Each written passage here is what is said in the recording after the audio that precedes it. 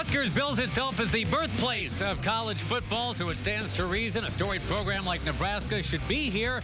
And today, finally, they will play at Rutgers. They never have before. Today, somebody's bowl dreams will end. It's a must-win for the home team, too. Nebraska and Rutgers, presented by U.S. Cellular today, right here on BTN. Last week for Nebraska, a late fourth quarter play that finally went their way for a change. Brandon Riley inbounds at the end of this. That's right, it counted. And Nebraska had its signature win of 2015 over previously unbeaten Michigan State. A lot of hip-hip hooray after that. Will it be enough to propel them forward down the stretch? Along with Jay Lehman, I'm Josh Lewin. Welcome to our coverage here of BTN football. And with that win, I guess I turn to you, Jay. What can Nebraska do with that now? Well, confidence. When you feel better, you play better. You had a lot of close losses early. To get a win against Michigan State late can do huge things for your confidence, especially the confidence of the quarterback, Tommy Armstrong. This is a dynamic passing offense that goes as Tommy Armstrong goes. Loves to throw the deep ball to his favorite targets, Jordan Westerkamp and Brandon Riley. But he's a mobile quarterback. He can hurt you with his legs as well. Not just running the football, but scrambling and extending pass plays. He gave Michigan State fits with his legs, extending plays, making plays all over the field. I heard you reference the deep ball. I saw the number 4, so I just start thinking about Leonte Carroo of Rutgers. You'd be hard-pressed to find a more dangerous, dynamic receiver than Leonte Carroo. 15 quarters he's played. He scored 9 touchdowns. And this is a different offense with him in the ballgame. So glad to have him back as the Rutgers coaching staff after being banged up the last 2 games. He changes the dynamic, stretches the field. This guy is a game changer. Both these teams score plenty, but the thing is they give up a bunch of points as well. We anticipate a shootout today. Bowl eligibility on the line. Nebraska and Rutgers coming up next.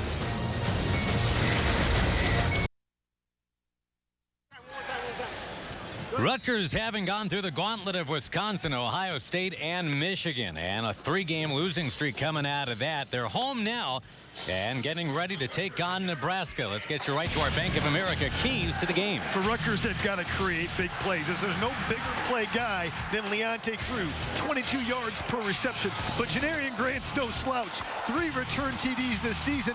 Rutgers can be very dangerous on special teams. And for Nebraska, it's all about finishing. They've lost 6 games by 10 points or less. Heartbreaking early on the season, but last week they did finish against Michigan State with a big throw down the stretch to Brandon Riley, who gave them the victory 39-38 in Lincoln. Nebraska's done with its road schedule as of today. They've got the bye next and then home against Iowa for the last chance to enjoy somebody else's band on somebody else's field for a little while. The pride of New Jersey will take you to break.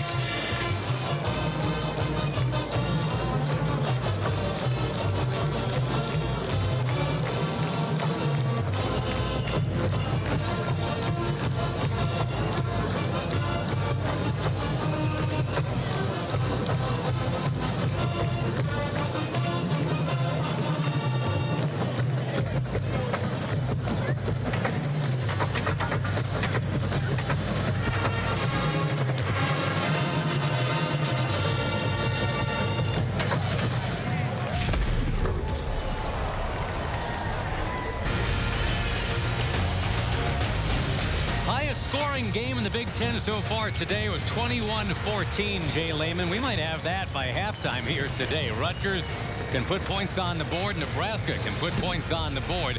Can anybody stop the other? Is the big question today on a very windy day for football.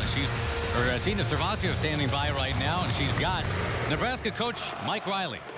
All right, Josh, thank you. Coach, you said you wanted to turn the page after that win over Michigan State so your players could get ready for Rutgers. But what was practice like this week now that your players know that they could come back and win close games like that? Well, I think that's a big key. Practice was good. I think we've had consistent practices through the year, and you hope you learn the lesson that every week you got to start over and get ready for the next team, and this is going to be a tough game. So I'm excited to see us play today.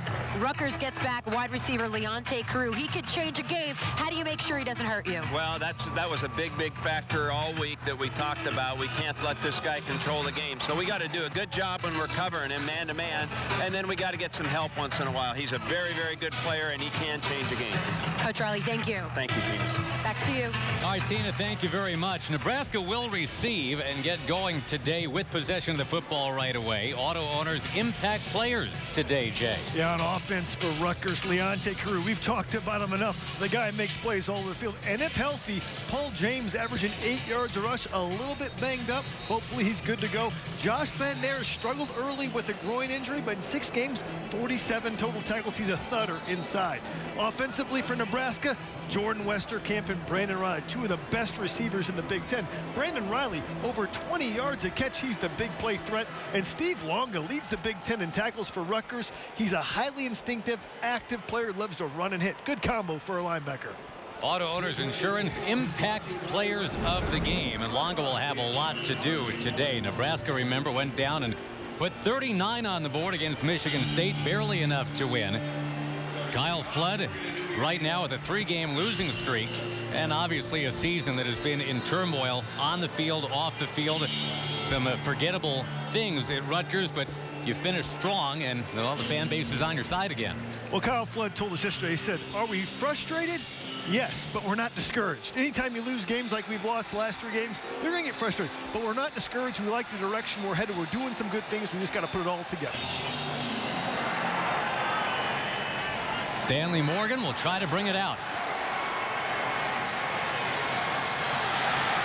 Bobs and weaves and gets to the 22. Nebraska will be going with the wind to begin. And it is a pretty healthy wind here today by the banks of the Raritan. Yeah, 40 degrees.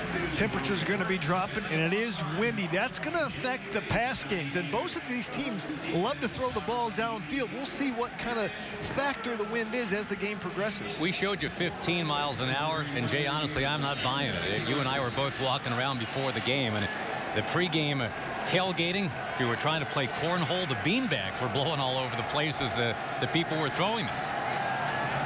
Run play right away. And Amani Cross angling left. Not much there. Yeah, Amani Cross.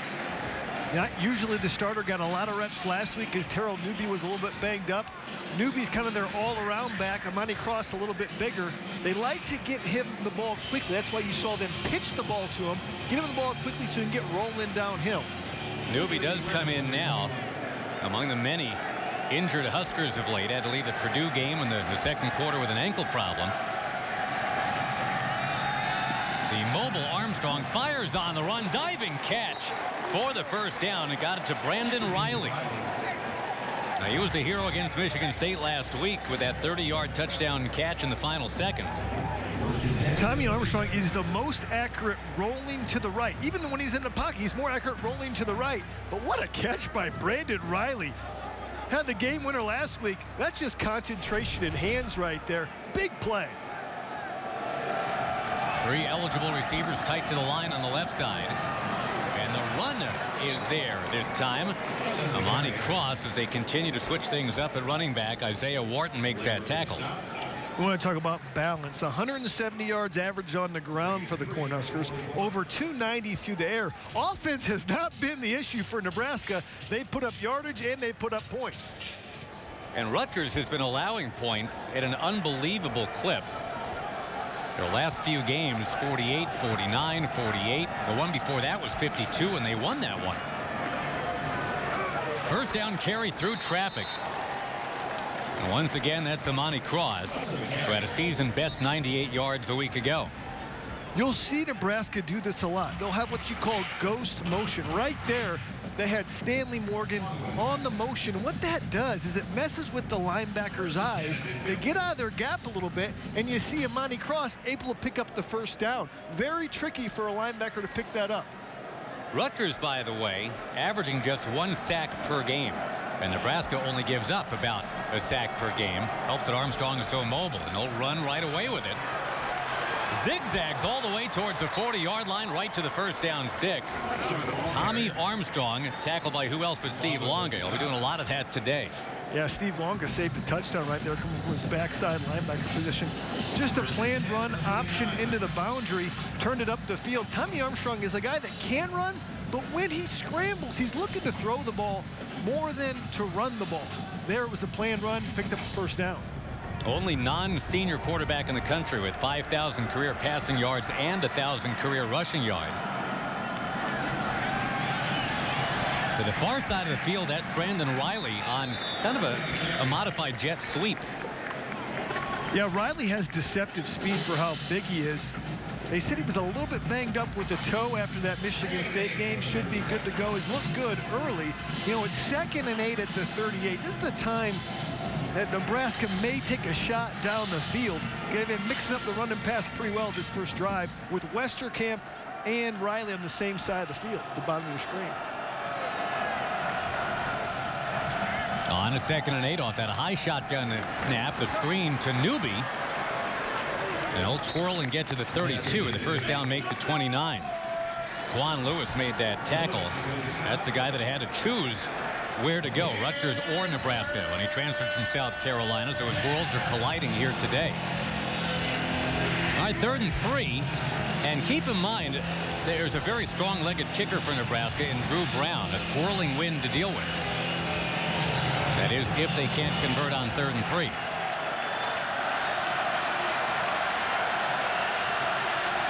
Out of the offset eye. It's a give to Hovey, who will turn the corner. Look at Hovey go all the way, in fact, for Nebraska. Or Carter. Check that. That's Carter. Sethan Carter for the touchdown. Now, that's a play that he never would have been involved in a year ago. A tight end who touched the ball 11 times last year total to match that uniform number. Yeah, Sethan Carter lined up at tight end. They had to get the tight end the reverse, and he knows how to finish. Janovich leading the way. It's funny because Michigan State ran the same play against him last week. Offensive coordinator said, you know what? I'm going to take that play out of that book, and I'm going to use it myself to Sethan Carter for 6 points. 2nd touchdown of the year, certainly the first one running the ball for Sethan Carter. And Nebraska's on top early. You know, it's funny, the tight ends in Nebraska were told in the offseason, we want you to be Renaissance men, fellas. Catch, block, grow long beards if you want to, whatever you want to do. And now add this little wrinkle. 7-0 Nebraska on a 32-yard run.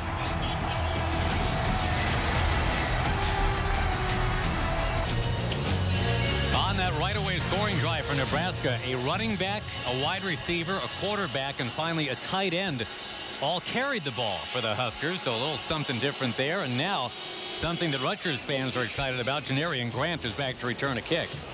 Janarian Grant, 3 return TDs this year. Had one last week against Michigan. Ball security has been a little bit of an issue as well. Fumbled on the return against Michigan, and then the next kickoff, returned it and took it to the house. Drew Brown socks it away. And it's not going to be number 1. They don't want Grant involved, but I'll tell you what, whoever is returning still does pretty well. Saquon Hampton able to take it back. And we go back to Carter. Sethan Carter, the junior, rumbles 32 going around the corner. 8 plays, 78 yards for the U.S. Cellular scoring drive. Well, nice little mix of run and pass. Mixed it up well. And mixing it up in terms of who actually touched the ball, too. I mean, we knew Tommy Armstrong could run, but again, a wide receiver and a tight end were both in full gallop on that. So now, Chris Laviano, and even snaps from center have been an issue of late for him. He'll roll out right away. Stand and fire right away, looking for Carew right away, and that would have brought the house down. The very first pass of the year for Laviano was a 58-yard touchdown to that man, to Carew, and he almost did it again. Well, when Carew is played, they have tried to throw him the ball at least 4 or 5 times in the first quarter alone. They want to get the ball to their best player, and he's in double coverage right there, but he's running by him. The ball's just overthrown a little bit, and you got to wonder if Deontay Carew is full speed with all the injuries he's had. Looking at him there, I mean, if that's 80%, that's unbelievable. Running for 5 to bring up a 3rd and 5. That was Martin, Robert Martin, who ripped off a 54-yarder against Michigan last week. When you look at Rutgers, they love to get in tight splits, tight formations to dictate to the defense exactly what they want them to do. This is a perfect example. All 4 receivers bunched up in there. That goes awry and is almost scooped up by Nebraska. It wasn't the true fumbled snap that Rutgers fans have gotten used to, because it seemed like a trick play in the offing that just didn't happen for him. Well, it seemed like Laviano was trying to fake that he was going to have the snap over his head. So watch him try to fake, but the running back actually never caught the snap. That was what they were trying to do. It looked like it was going to be a fake, that he missed the snap and the running back would take it. Obviously a botched play, and here's a punt. Oh, and the punt is barely gotten away too because of a high snap. Boy, things happening very quickly and not in a great way for Rutgers right now. Westerkamp catching that punt. Now who knows what would have happened if they pulled this off, but it just didn't work.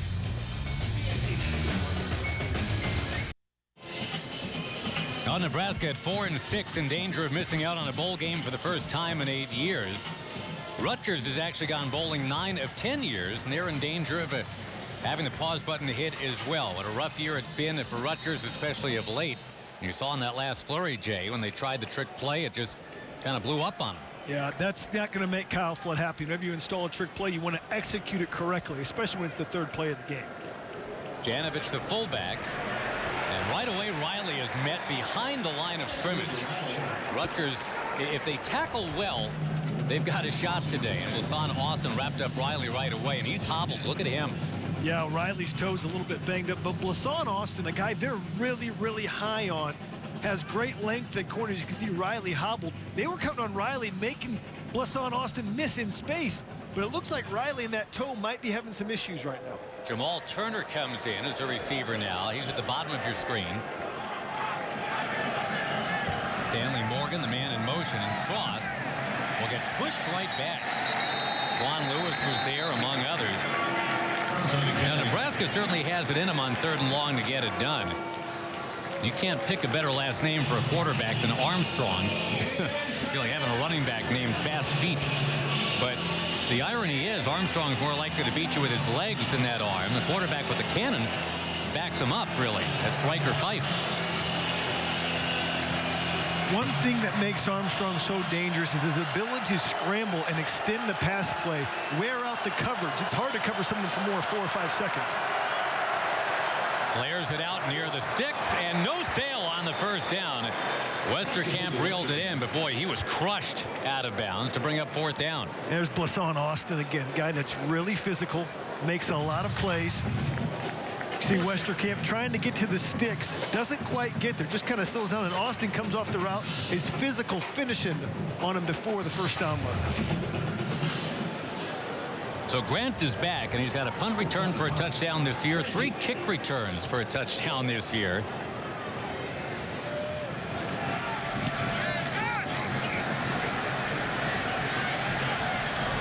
Bouncing nicely for Nebraska. Can they surround it? Yes, sir. Down around the 3. Long field for Rutgers. And the Scarlet Knights on offense when we come back. Tonight in prime time, number 5 Iowa looking to keep their championship hopes alive and take on Minnesota for the coveted Floyd of Rosedale Trophy. Covered starting at 8 Eastern, presented by Ram Trucks on BTN and BTN to go. 98 yards to go for Rutgers right now, and Chris Laviano, who win it today, had completed just 17 passes total in his last 8 quarters of football. Meantime for Nebraska, some concern obviously about how things are going for Brandon Riley. Whether or not it's that toe or something else, Jay, not real sure, but let's see if Tina Servacio knows something. Josh, no official word from Nebraska on Riley, but he is now finally running. He was in a lot of pain, and what they did, they've been checking that right ankle. It appears he had a hard time putting weight on it at first. He doesn't have his helmet on yet. He's walking much better than earlier. I'll keep you updated, Josh. Back to you. Thank you, Tina. James will take it to the 6. Or check that. That's Hicks. Josh Hicks able to move it up. One of 2 Big Ten teams is Rutgers, with a couple of backs of 500 rushing yards this year. You got Hicks, you got James, you got Martin. They continue to rotate, and Nebraska might need to rotate in at receiver now if they can't get Riley right. Brandon Riley's dynamic.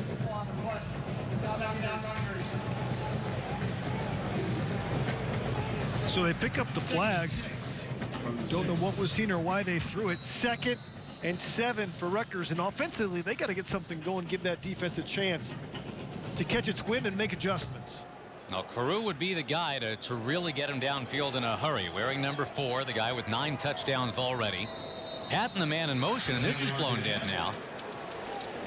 This is going to be motion on Rutgers. Number 81. Yeah, Matt Flanagan. 2nd down. No, and so it goes right now anyway for Rutgers and Kyle Flood, who grew up in Bayside, Queens. You see him right there, the tight end on your screen, just jumps a little bit. You do hard counts when you're backed up as an offense. Why? You want to get a cheap and easy 5 yards. Well, it backfired there. It backed him up 3 yards, half the distance to the goal. Hicks dots the I for Rutgers, and the man in motion, Patton. Hicks is crushed and lassoed right near the goal line. There's Josh Banderas. A guy that's physical, comes downhill. They said, offensive coordinator for Rutgers, Ben McDaniel, said, this guy's a thudder inside. You'll see him right here. The left side of your screen, just reads it from the beginning, really untouched, and makes the play. That's how you attack. That's how you wrap and be physical. Physical player. Struggled with a groin injury early in the year. The last 6 games, he's had 47 tackles. Hicks again is the I back. And he slithers off the goal line, pounds his way near the 10, but he needed to get to the 12. That's a physical runner. Byerson Cockrell able to lock him up. And this is going to be about a 4th and a yard, maybe a yard and a half. That was a dangerous run. They could have gotten stopped in the end zone. Nebraska had a blitz on. They missed him in the hole. Josh Hicks almost got the 1st down, but does give Rutgers some more room to punt. Jordan Westerkamp has a chance here from around midfield to get Nebraska ignited. They're already up 7-0. Joey Roth, the redshirt senior punter.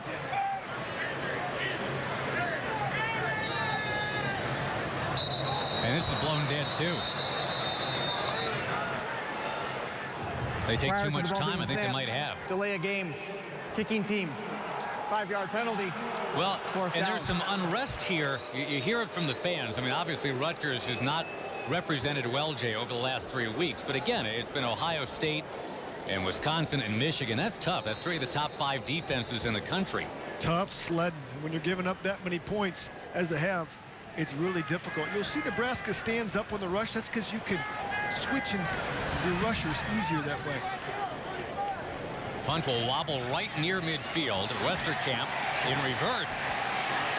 Sheds a couple of Scarlet Knights. Westerkamp jumping and bobbing and weaving to the 45. Plus field position for Nebraska when we come back. The Huskers already up by 7 here in northern New Jersey.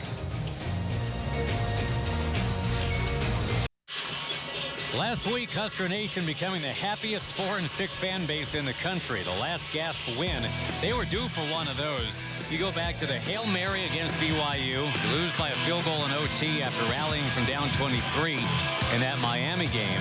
On and on and on with a heartbreak, Jay. Yeah, and Illinois came back late. Wisconsin, game-winning field goal late. This is a team that very easily could have 5, maybe 6 more wins. And it just has not happened down the stretch until last week. Well, the old line about nice guys finishing last doesn't quite apply because Nebraska will probably finish mid-pack. But that is a nice man, Mike Riley, in his first year. Armstrong, one-hand catch, newbie, will push his way forward for 5, maybe 6. Nebraska up here 7-0. Mike Hall standing by for a Lexus studio update. Josh, Jake Rudock had a career-high passing performance last week. He's at it again this week. Beautiful throw to J.U. Chesson for a 34-yard score. 4 minutes left in the first. Wolverines are up early, 7-3. Josh? Thank you, Mike. Rutgers saw all they wanted to out of Michigan last week. Again, giving up a 40-something tally on the scoreboard. Amani Cross barrels his way forward, and he has stood up just before the first down make. He's about a half a yard away. Yeah, 2 tight ends, the fullback Andy Janovich and the big back Amani Cross. That's playing what we call big boy Paul. That's just smash mouth football for Nebraskans at Rutgers D. You like Janovich, don't you? I like Janovich a lot. The guy is not only a good blocker, which most fullbacks have to be, he catches the ball, and on situations like this, they'll give him a carry, and he's an ample runner, leader on the team, great weight room guy. Throwback player playing a throwback position, really, when you think about it. Needing a yard, Armstrong rolling out, getting chased, and fires a dart that's caught by Hovey. And as the ball bounces, it is recovered by Nebraska. Hovey doesn't get into the action that often, his 11th catch all year. Looked like the ball popped loose, but he's on it, and it's first down Nebraska. This is what you call the waggle play. It's like a boot, but the boot action's to the run action. You can see Hovey just trying to get extra yards, and Blasson Austin takes that right arm and gets the ball out. Stripped by number 10, Blasson Austin. Watch him right here. Misses the tackle, but doesn't give up on it. Comes back, strips the ball, and look at the ball right there. How about Hovey, though, with the effort to get back on the ball?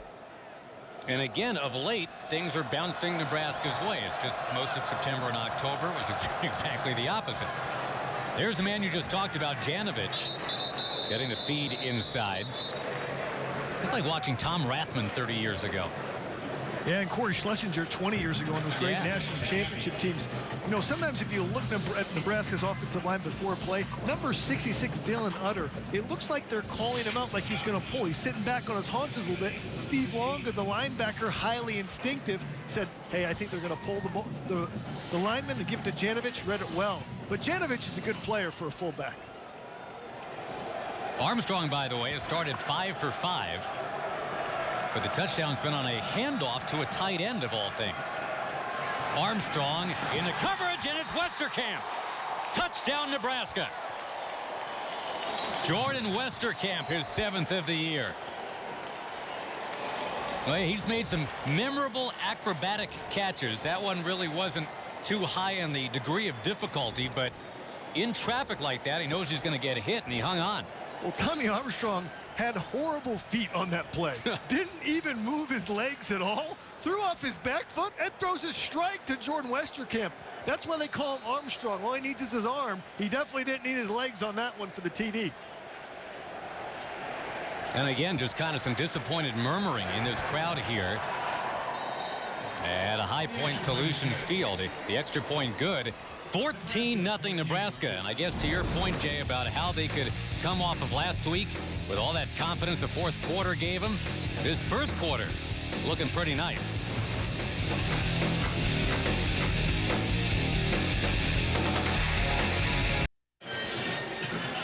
Well, Rutgers has to shake it off here, and quickly, already down 14-0 to a resurgent Nebraska team, bowl eligible if they win down the stretch all the way.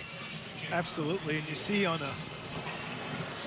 the play right there, we're going to come in on the Armstrong. Tommy Armstrong, his footwork was a little bit off, but he made the throw anyways to Westerkamp, his favorite target. Now, Westerkamp, a guy that certainly is setting up nicely to break Kenny Bell's school record for career receptions. Remember, he's just a junior. And he emerged banged up but okay from that Michigan State game. Tough cookie, said the coaches about Jordan Westerkamp. Now the exciting Janarian Grant has got a shot. 3 kick returns for touchdowns this year, but this will not be a 4th. And Jay, let's get back to that touchdown for you. Yeah, Westerkamp in the slot where he likes to line up. He's just going to run a simple post route. He's right here, and Armstrong knows where he's going from the beginning. You're going to see the linebackers bite up a little bit and not get the depth that they need to in between 4 Scarlet Knight defenders for the touchdown. Easy pitch and catch. Your U.S. Cellular scoring drive. Boy, they made it look easy, didn't they? 5 plays, 45 yards. So now we get you from Westerkamp to maybe Leonte Carew as we talk about impact receivers in this game. No completed passes yet for Rutgers through 2 drives. And they might need a timeout here. Boy, Carew's body language betrayed what he was feeling right there. It looked like he just couldn't believe they needed a timeout out of that. But that's what they're looking at, and we'll be right back, too.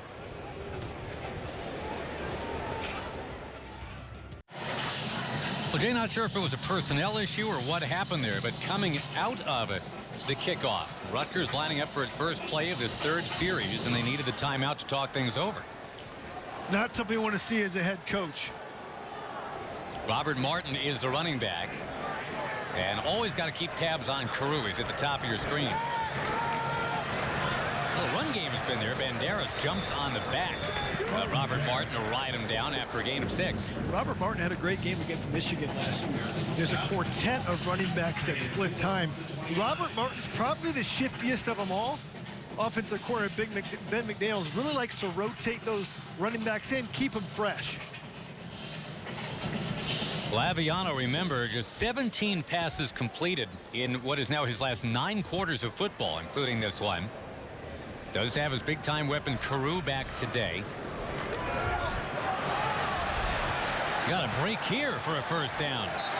There's Robert Martin, that shiftiness you talked about. We saw him glide in a second gear. Right there up front, the offensive line with a great push. Robert Martin wasn't really touched until 4 or 5 yards down the field. Anytime a running back can get that kind of push from this offensive line up front, it's going to be a big game. And finally, a first down and a little bit of rhythm for the Scarlet Knights. 3 carries, 20 yards right away for Robert Martin. Out of Harrisburg, Pennsylvania, Ricky Waters, LaShawn McCoy territory. Here's Grant. And he'll bob and weave and get to midfield and pick up a Rutgers first down. So finally, the Rutgers fans have something to shout about. Yeah, they like to get the speed on the edge. Quick pitch out to Janarian Grant. Good blocking outside by other receivers and linemen. Was able to get 10 yards on the play for the first down. Big time speed for Grant, but he's cursed, I guess you could say, Jay, with a small pair of hands compared to a typical college wide receiver. Less of a target than, for example, his roommate Andre Patton. There was a guy in motion towards the top of your screen. Back goes Laviano. He wants the deep ball. It's into double coverage, though, and a diving attempt at the interception. Chris Jones. That is some kind of play. Chris Jones going horizontal for that ball, and he reels it in. Talk about staying on top of a receiver. Chris Jones stayed on top of Leonte Carew better than any defensive back you'll see. Watch him one-on-one here.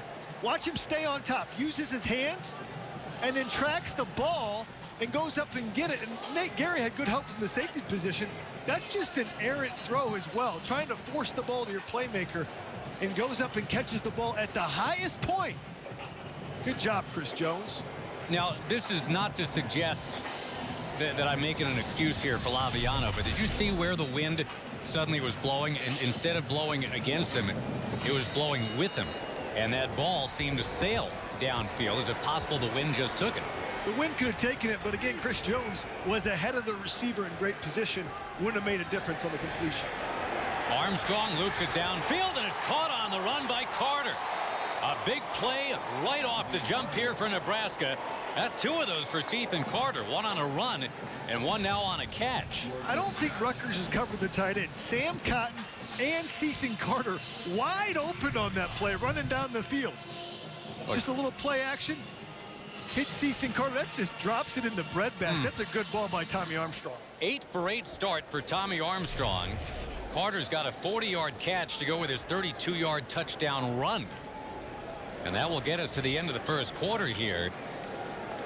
Update those numbers for you. Now make it 8 for 8 for 108.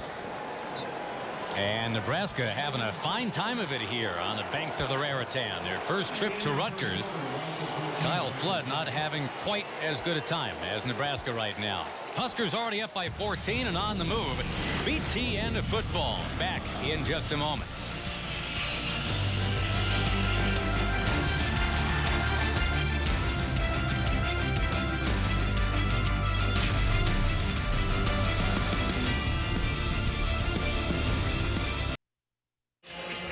First time Nebraska's played in the state of New Jersey since beating West Virginia in the Kickoff Classic 21 years ago. It's going very well for them here so far.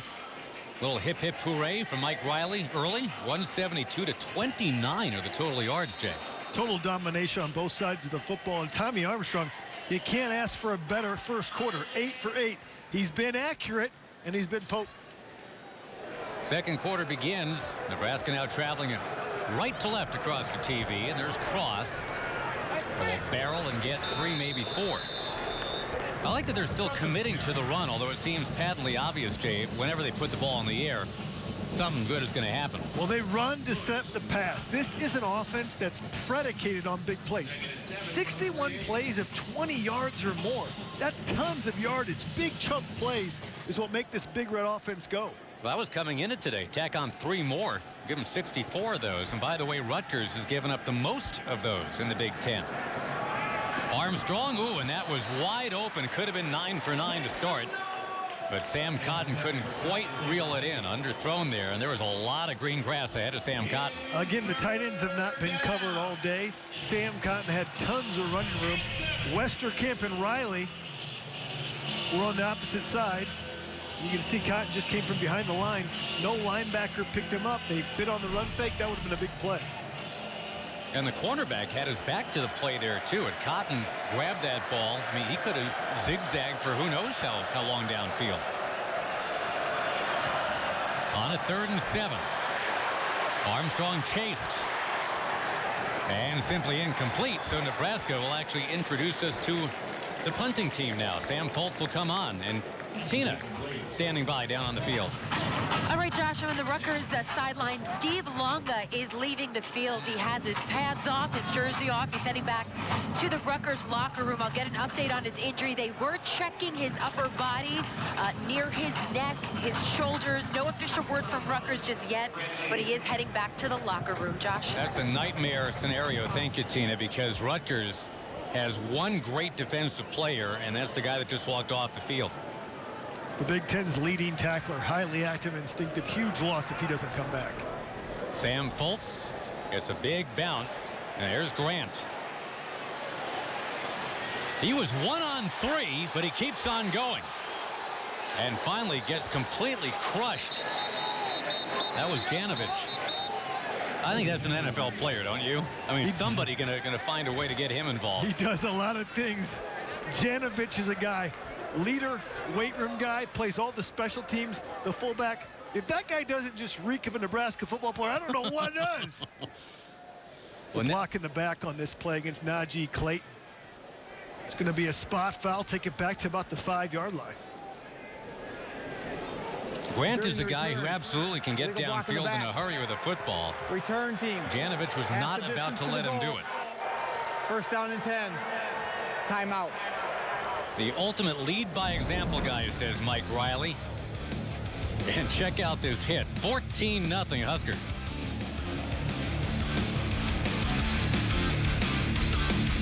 Wednesday night, an all-new episode of BTN's award-winning original series, The Journey, Big Ten Football 2015. We'll talk about Rutgers' Darius Hamilton.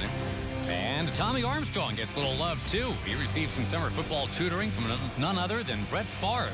Tell you all about that Wednesday night on The Journey, Big Ten Football 2015. Check it out at 11 Eastern. Chris Laviano has Josh Hicks behind him as, again, it's a long field in what has been a long season for Rutgers. Tackle behind the line of scrimmage to bring up 2nd and long. That was Greg McMullen.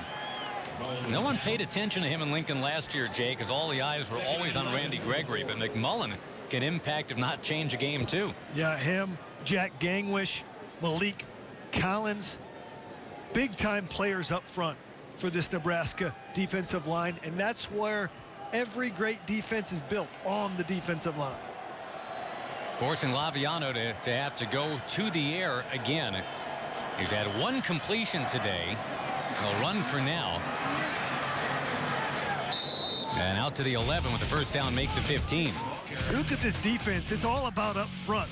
They're the guys that play. Nate Gary, a guy that come down on a safety division hit. Josh Banderas has been active today. A thudder inside. And Chris Jones staying on top of the Leonte crew. Catches the ball at the highest point. Good, fundamentally sound defense. This is a defense that has struggled against the pass game, especially late in games, but has looked sharp today. Well, and this is interesting here as Rutgers will change it up now. So difficult to tell with these uniforms, but Hayden Rettig. And this pass incomplete. You wonder what they're going to be doing at the quarterback position. It looked like Reddick was going to be poised to come in the game, but it was Laviano staying in for now to fire that incomplete pass. And, you know, again, to be fair to Laviano, you've had a couple of drives now that have started from the 2 and from the 5. Yeah, it doesn't help your quarterback at all when you have field position like that. We've talked about special teams being an edge for Rutgers. It's been an edge for the Nebraska Cornhuskers. That's led to great field position. They're going to have it again after this punt. A Joey Roth punt with a low snap, but a high arcing kick. Westerkamp with a fair catch right near the midfield stripe. So again, plus territory for Nebraska. Not that they need a lot of help. It doesn't seem yet today, Jay. 175 yards versus 35 allowed. It's been a one-way domination right now for Nebraska, and they're at the 50-yard line right now. This is a perfect time when you look at where Nebraska plays to take a shot downfield. So you got to look out for number 1, Jordan Westerkamp, always the big play threat.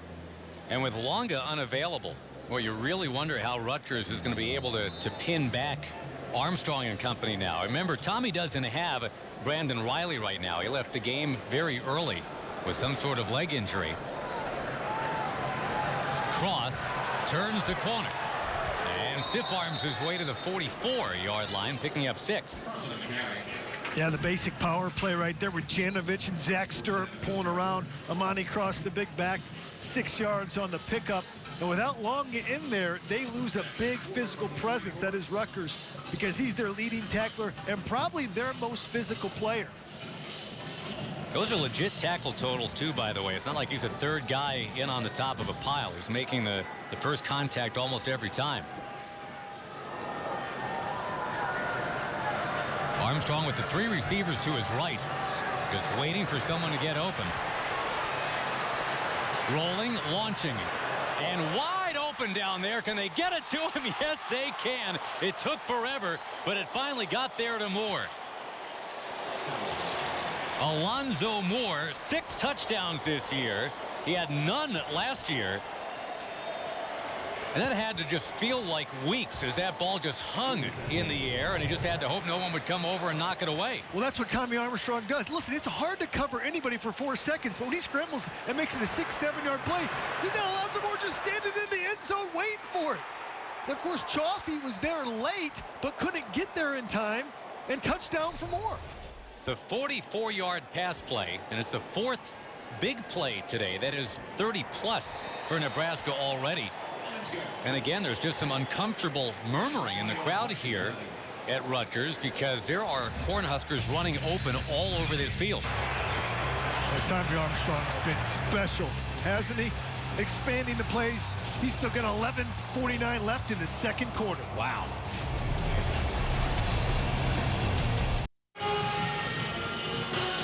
Rutgers slow starters this year. They've had only 27 first quarter points all year, and this second quarter isn't going great for him yet. It's already 21-0 here.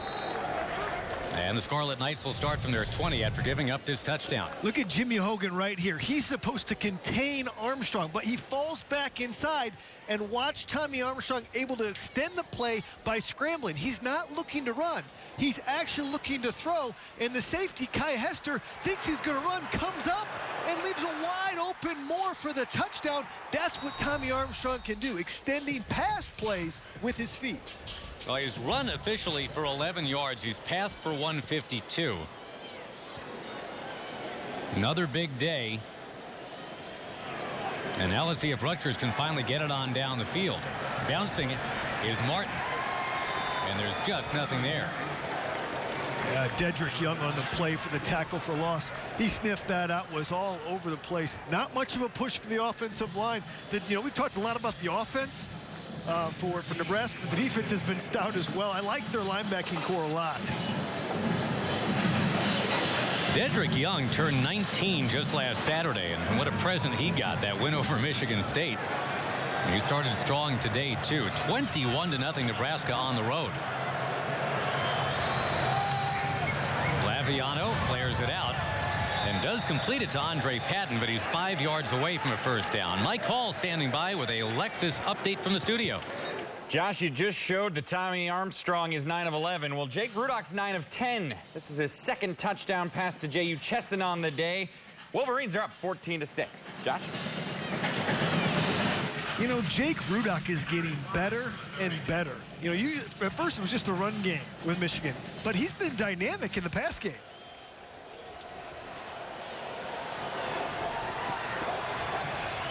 Laviano now will try to get something done on 3rd and 5. As Paul James with him in the backfield, and look out. You talk about shooting the gap. What a play made. That's Marcus Newby right up the middle. Yeah, blitz a linebacker. Nobody picked him up. And the sophomore from back east here, Potomac, Maryland, makes the play. Newby just comes right in between the center and guard, right at him, almost causes a fumble. And with these blitzes, when you blitz up the middle, you want to flush Laviano out of the pocket or just make the sack like Newby did. A linebacker who's been highly productive the last couple games. Coming off a career-best 8-tackle effort against Michigan State. So both the newbies have been involved in this game. Punt will wander down past the 45 and finally skip down at the 42. Now, speaking of newbies, and by that I mean young players, Rutgers has to use so many of them, Jay. And you know, if it sounds like we're making excuses for Rutgers, they're just getting rolled here at home 21-0. But they've lost their leading tackler, their best defensive player, Longa, today. And he will jump back in here. And boy, they need him.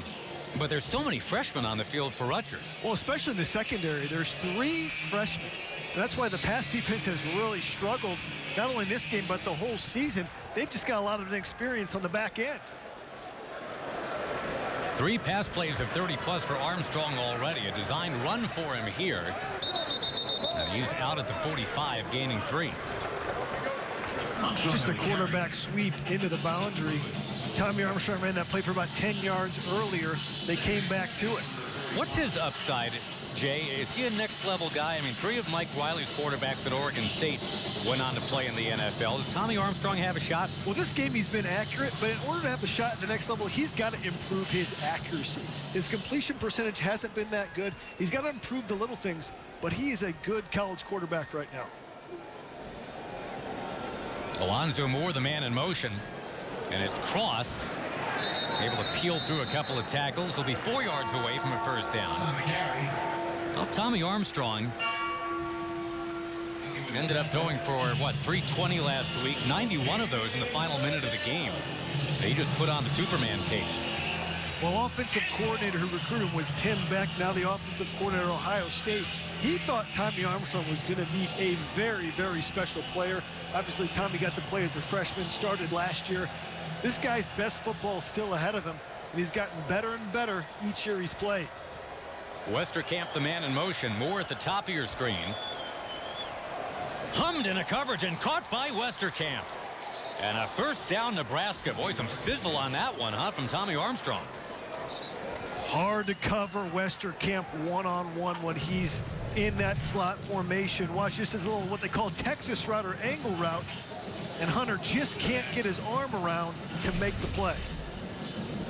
Armstrong can appreciate your reference. He is a native Texan. Westerkamp from Lombard, Illinois. His dad played for the Illini. Boy, that tells a tale, doesn't it? Close to 10 yards per play. And they'll pick up 4, maybe 5 right here.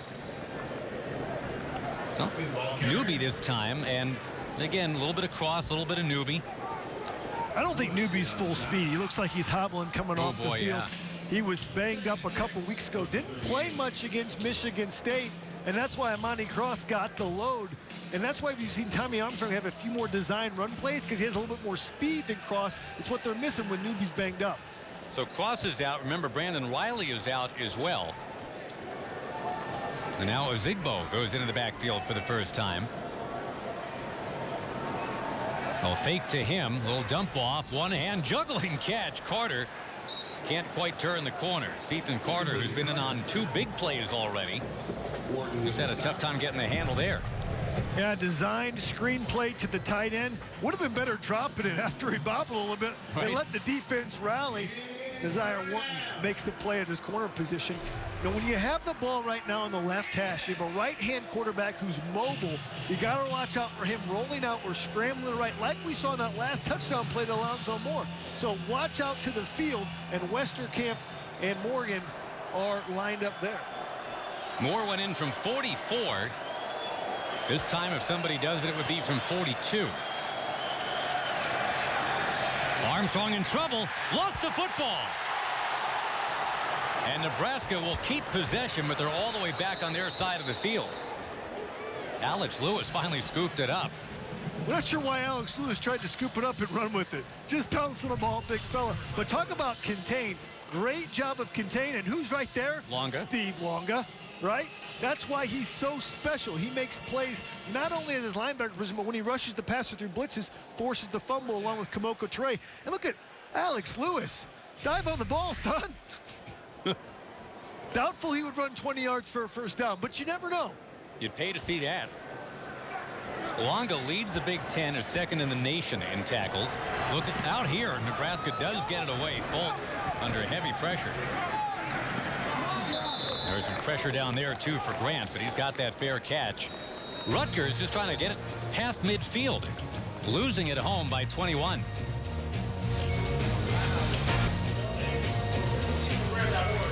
Yeah, 21-0 Nebraska. The Huskers' 2-4 start was their first in more than 50 years, and there are plenty of reasons why. New staff, bunch of injuries, heartbreaking last-second losses, but as the old adage goes, the world doesn't want to hear the labor pains, just wants to see the baby. And Nebraska, knowing it's got to get it right and quickly, certainly doing that today, leading by 21. Hicks with some room, and Rutgers with its biggest play of the day, all the way out to the 38 to that far sideline. Josh Hicks, a sophomore from Palmetto, Florida.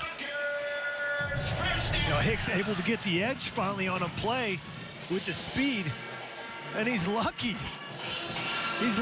Nebraska, he's lucky they had some back end help there as Chris Jones brought him down. He was off and racing off the bat. 8 tackles, 8 after a gain of 22. They'll try Hicks on that same turn, but this time right there is Dedrick Young to ride him out of bounds. Yeah, him and Josh Banderas read that counter play great. They read the guard pulling across. They weren't fooled at all and made the play. Banderas, Newby, and Young. Good linebacking core. The thought among the Nebraska linebackers, I think, Jay, was there was a lot of paralysis by analysis last year with their defensive scheme. This year it's simpler. The results haven't reflected positively, obviously, in wins and losses, but you can tell these guys are having fun getting at it. Well, I think up front and their linebackers have played well. It's been the secondary on the pass defense that has really struggled, especially in late game situations. Got a pick today, though, that from Chris Jones. They've kept Carew completely in check for now. Pass rush coming. Laviano escapes. And can't quite get the first down. Yeah, Joshua Kalu upending him. And again, you're kind of waiting for Carew just to slide past that Nebraska secondary that you're talking about. It really hasn't happened yet. Hasn't happened, and Kalu took a good angle on Laviano right there. They had big Malik Collins trying to contain Laviano. The 300-pounder almost did it. He looked good in the open field. Laviano got around him, though, and Kalu made the play, setting up this 3rd and long. You got to wonder, maybe they shipped some shorter passes to get the ball to Carew because they've just tried 2 deep balls thus far. Laviano's 2 for 5 for 20 yards. Marcus Newby came right up on the line. Blitzing from the corner here. Laviano gets pinballed backwards, and down he goes. Sack will be shared, but certainly got to give some of it to Ross DeZoris, the junior from Plattsmouth, Nebraska. Tough physical player. Yep, DeZoris gets an arm on him, pulls him back with one arm, and able to finish it and bring him down. DeZoris is a guy they like, hard-working guy, backs up Vincent Valentine and Greg McMullen, but a guy they're really high on. Rutgers has to punt yet again. It almost seemed like a block opportunity there. Punt was hurried, and it wobbles out of bounds at the 32. Well, Joey Roth has been active for Rutgers. The Scarlet Knights have only 49 yards in this game right now. Absolutely no rhythm for the Rutgers offense. 49 yards. Here and there, they got a big play to Josh Hicks. They had a decent pass play earlier, but nothing has happened in sync with the Rutgers offense. They've been out of sync all game, and Kyle Flood's going over his offensive line and said, guys, how can we pick this up? We've got to get some yards. 49 yards with 2:52 left in the second quarter. Not going to cut it. Rutgers has been a big second half team, if that counts for something. Remember, they came back in Indiana 55-52, very memorable game. Armstrong floats it downfield, overthrows, and Rutgers has its first break of the day. Taking it back is Chaffee. And all the way down to the 5. They needed positive field position. They finally get it. Anthony Chaffee, his 4th pick of the year on an overthrow. Boy, did they need that to switch the field and get some momentum. Tommy Armstrong has a receiver, but just overthrows him. Lane Hovey's there, overthrows it right into the lap of Chaffee, and a good job getting to the near sideline and almost taking it back to the end zone for Rutgers. That's a quarterback turn to safety. Got great instincts. 6 career picks now for Chaffee, 4 of them this year, and Rutgers in business, flipping the field on Nebraska. It's a 51-yard return. They'll start with Robert Martin in the backfield, and Martin slams his way near the goal line, tackled from behind by Banderas. Well, that's what Kyle Flood wants to do. 2 tight ends, a fullback, straight lead play right at the teeth of Nebraska, and they get the ball on the 1-yard line. If you're Rutgers, you got to score 7 points. If you're down 21-0 going into the halftime, you want to get 7. Nebraska not really big on takeaways, by the way. And you're right, Rutgers just needs to hold serve here. Make sure nothing weird happens. Dot in the eye is Martin. Bergen in front of him. And with a push, not quite yet. It's going to be 3rd and goal. They ran the exact same play as first down. Not quite as effective as the defensive line got stout. You see Malik Collins with a big push in there. Push the offensive line back in there, and Banderas and Gary hop on the pile. Like Banderas a lot, a physical guy, plays well with his hands. At the point of attack, you rarely see him get pushed backwards. There's a lot of linebackers that get rolled over. They're on their back, but he finishes going forward against running backs. Rutgers might want to talk this over on a 3rd and 1 with a half a yard to get. Looked like Bergen was going to be that up man for Martin again. And whereas Nebraska uses Danovich a lot, their fullback Bergen's only touched the ball once this year, so we'll see what Rutgers dials up. But they've got a break trying to go on in and score.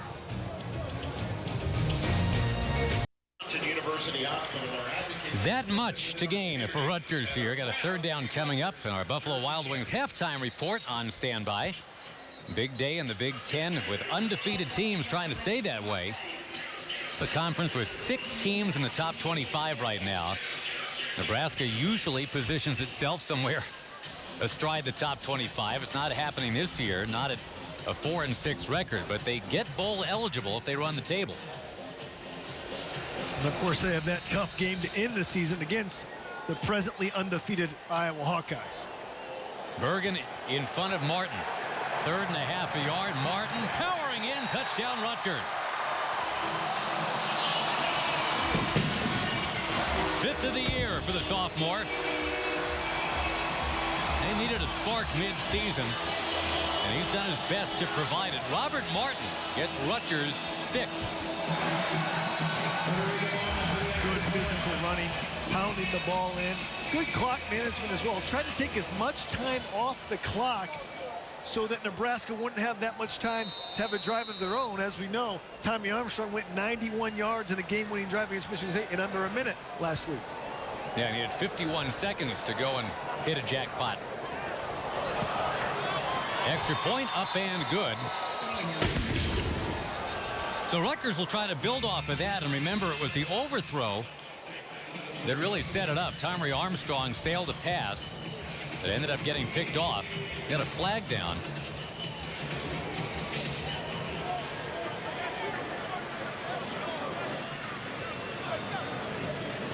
Boy, nothing comes easy for Rutgers right now, huh? On the extra point, couple of flags.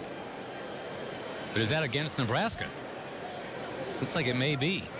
All I know is I felt bad for the person blocking Malik Collins because it looked like he got road graded.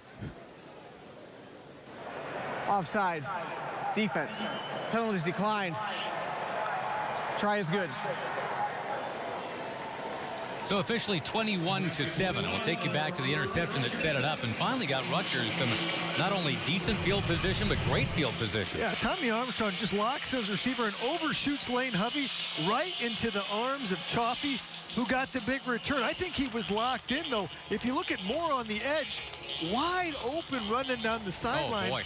We're not sure what he was looking at that point. Sometimes you lock in on the receiver, you think it's going to be open based on the coverage. And then, of course, they capitalize with the touchdown in Martin. That was physical smash mouth ball from the Scarlet Knights. Rutgers, like Nebraska, needing to run the table the rest of the way to get into a bowl, and they've done that 9 of the last 10 years. All 3 so far under the watch of Coach Flood. But 2 years ago, there were 7 Rutgers players drafted it by NFL teams, Jay. It's the same year that, for example, 0 Texas Longhorns went. 7 Rutgers Scarlet Knights went in the NFL draft. They did a tremendous job of getting talent to Rutgers. It used to be that Rutgers couldn't keep any of their players in their own state. New Jersey's a talent-rich state, and they've had players stay in the state, come here, and also come from out of state. And they've built a program here that you can be proud of. 9 bowl games the last 10 years, that's consistency. Well, certainly some things to clean up in many ways, but yeah, they've got a staff here that's ready to meet that challenge. Nebraska from the 24 with 1:10 to go. So, all right, Jay, do you put the pedal down to the floor here and try to get 7 more? I think we got Tommy Armstrong, who's thrown it so well. You've got Westerkamp to throw the ball deep to, an offense that in 2 minutes thrives. I think you've got to. You know, you're up 21-7. You have a good first half, but Rutgers has a little momentum. Why not at least try to get a field goal, get some of that momentum back? Armstrong, even with that 1 pick, it's a 2-touchdown day. Westerkamp has been in the end zone on 1 of them. Looks like Divine Azigbo once again will be the running back. But both these teams so banged up. Nebraska finally gets a bye week coming up too. They need that. Armstrong zips it incomplete. It's Ethan Carter, the intended receiver. This is where the accuracy comes into play. Just missed Ethan Carter there. We're talking about the injuries, Jay, and Brandon Riley going out today. That is just a mountain of players to have to sift through. And again, it's a whole new staff that's got to do the sifting. 44 different players have started. So there's 11 starters on offense and defense, so that's 22. Basically a whole other starting offense and defense as far as starting players. Great for young players getting experience, bad for the season. And a welcome bye week coming up. Armstrong's got to twist away from pressure with a flag down. 2 flags down now. Rutgers has the football. But will it count? It's another pick. This time, Saquon Hampton with it. And now Armstrong is hobbled a bit as well. Looked like to me that Nick Gates is going to get called on a holding, so this will stand. I don't know what Armstrong's thinking. Yeah. He's rolling out to his left and throws a duck.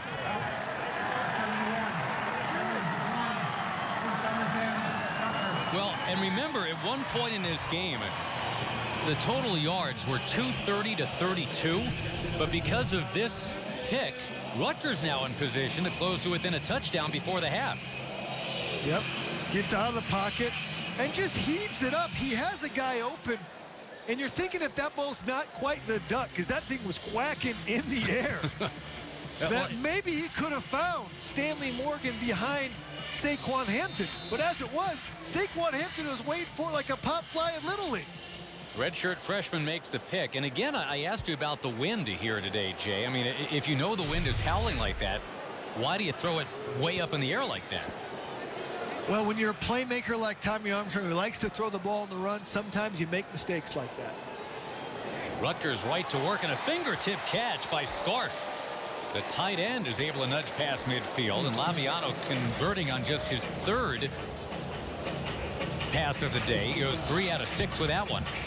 Now, if you're Rutgers, this is the time you want to get some points on the board. Momentum's turned a little bit. Look at the hands here by Scarf. Fingertip. The tight ends are on full display here for both Nebraska and Rutgers. All three Rutgers tight ends had exactly 10 catches each in it today, so that tie is now broken. Laviano to the sideline, a fingertip again, but incomplete is the call. That time it was Patton. I think Andre Patton caught the ball, was bobbling as he went out of bounds. Good 2-minute route, though. You'll see that route a lot. It's just a quick 10-yard out.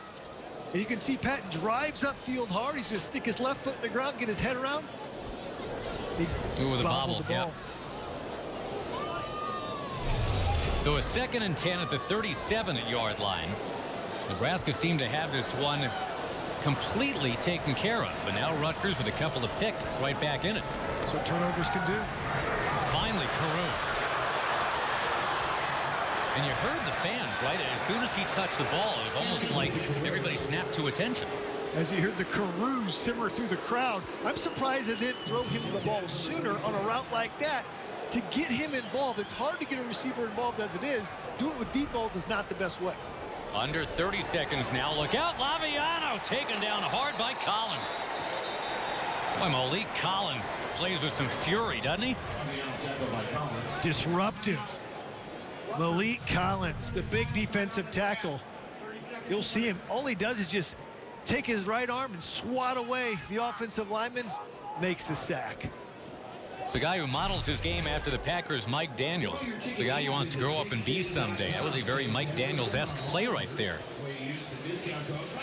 Moves him out of field goal range, too, with that sack. Buffalo Wild Wings halftime report in short order. Remember, tonight, Iowa trying to stay undefeated in a rivalry game against Minnesota. For the Floyd of Rosedale, the battle for the pig. Iowa's looked good, and the difference has been the quarterback position. C.J. Beathard has given them an edge at the quarterback they haven't had in years. Wouldn't it be something if Iowa stays undefeated and they've got to go to Lincoln, and it all comes down to that? Well, the way Nebraska was playing for the first 20 minutes in this game, it'd be tough to beat. The last two, not so much. 2nd and 20. Remember this coming off the interception on the overthrow. Going underneath and completing it on that far side. And again, it's Scarf, the tight end. It looked like there was a man open further down the field. He took the safe call. Safe call. They want to get closer to field goal range. It should be noted they do have the wind with a field goal. It's not going to be going into the wind, and that wind's blustering pretty hard for the 3rd and 15. And Tommy Armstrong, I think, really did find that out the hard way as he just fired that ball up into the air, hoping a receiver could get near it, but the wind just kind of thumbtacked it up there. 19 seconds to go in the half. Laviano getting rushed, gets rid of it. They don't quite have the first down, and now an interesting call. This would be, even with the wind, Jay, this would be a really long field goal attempt. And they still need a yard to keep going if they want to do that instead. No timeouts left for Rutgers, so they've got to make a decision. Only 18 seconds left on the play clock.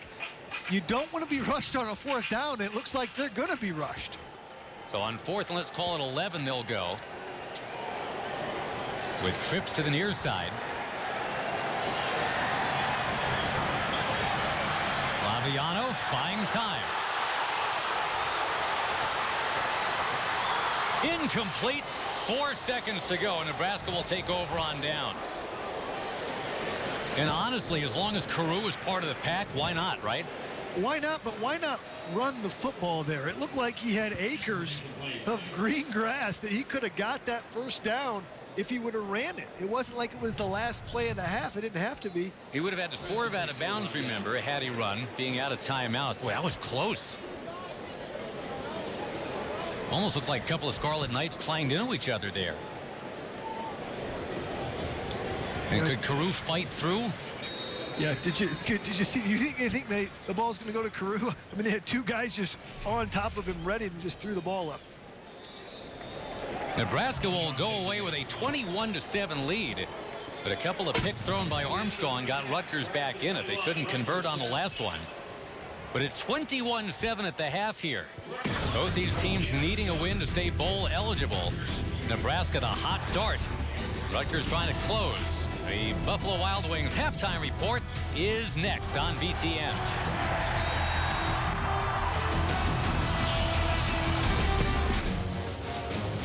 About 35-40 miles up the road. The glittering skyline of New York City and the Rutgers Scarlet Knights here in New Jersey, losing in Nebraska 21-7. Let's go to Tina Cervasio down on the sidelines. Josh, I was able to catch up with Rutgers head coach Kyle Flood. He said the focus in the locker room was about getting that offense going. Their problem is they have just been unable to sustain any of these drives. Now, they're running the ball well. That's how he feels. But, of course, they're going for the big pass. He's got one of them has got to come up big. They have just got to stop with this intermediate passing. They've got to get the ball down the field and find ways to score. They're definitely going to try to build on some of that momentum they got from those 2 interceptions, Josh. All right, Tina, thanks very much. She's staying warm, trying to down there. Got the nice Meg Griffin hat working. And it is windy. It is getting cold here. Our Quicken Loans quarterback comparison. We just compared the coaches and what they had to tell Tina. Here's what Armstrong and Laviano are doing head-to-head. Well, this was the best I had seen Tommy Armstrong play up until about 5 minutes to go in the first half. He had those 2 late interceptions. And Chris Laviano has not looked sharp. Usually he's a higher percentage thrower than 6 of 11, completing over 60% of his passes. We've had a lot of deep balls and has had a ton of time to throw. Again, we bring up the wind, which right now is at the back of the return unit for Rutgers. And boy, they've got a good one back there in Grant, the guy that you have to account for. And we'll see if indeed he can break one. He's already taken 3 all the way this year. Ties a Big Ten record for a single season. Grant trying to angle, but gets tugged down at the 20-yard line. Took a long time to develop. Rutgers now a little bit of pushing after that. Nothing comes of it. Here's what happened for the Scarlet Knights. And obviously it got better late, but they only needed 6 yards for that touchdown. That was a big thing. Well, it's all about field position. They start on their own 30, their own 2, their own 23, their own 5. They're not, even if you have a couple of big plays, you're not going to be able to sustain drives. When they get the ball, of course, on the 6, able to bang it in 3 plays. Well, the commitment to Laviano continues. The sophomore from Glen Head, New York. And the commitment to the running game, too, continues. Hicks to the outside.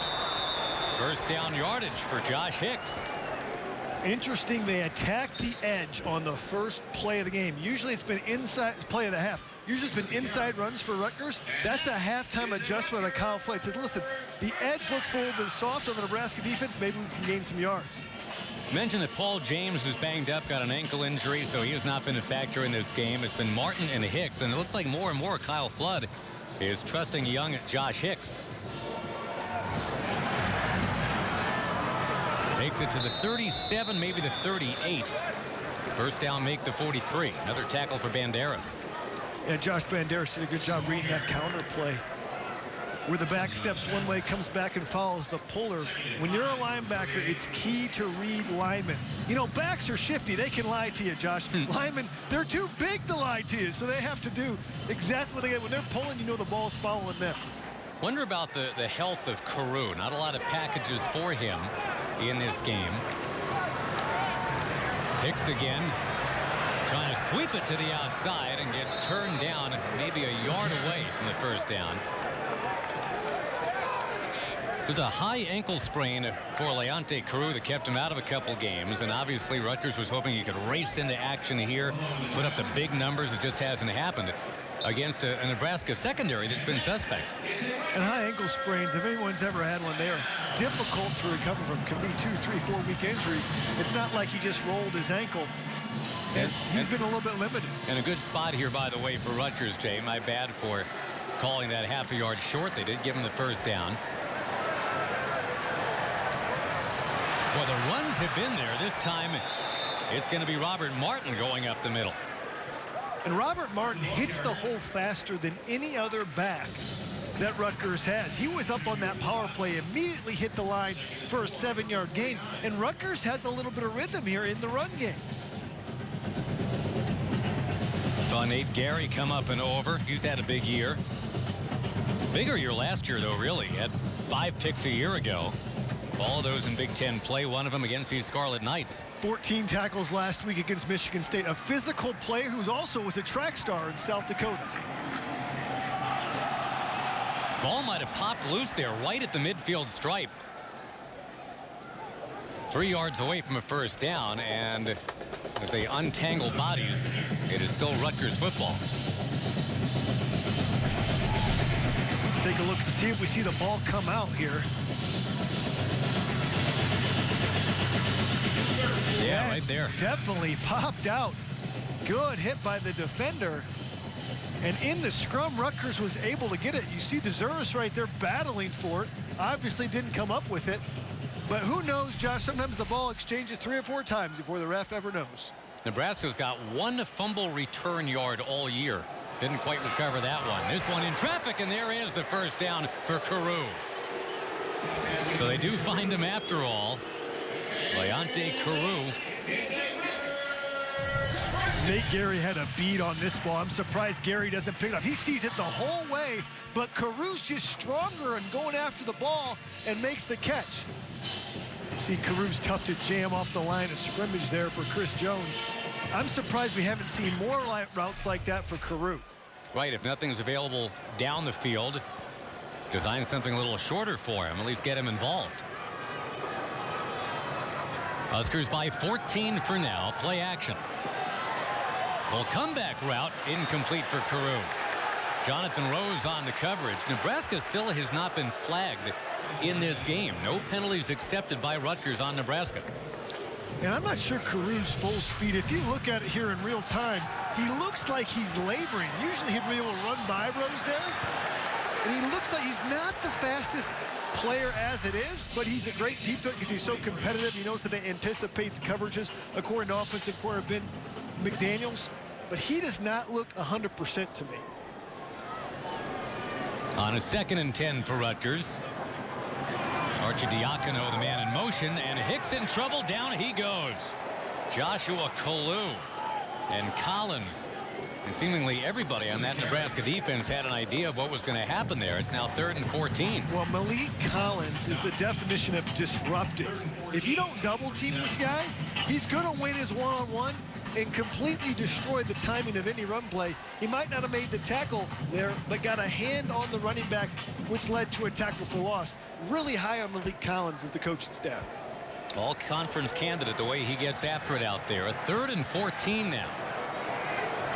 Laviano 7 out of 13 for only 64 yards at this point.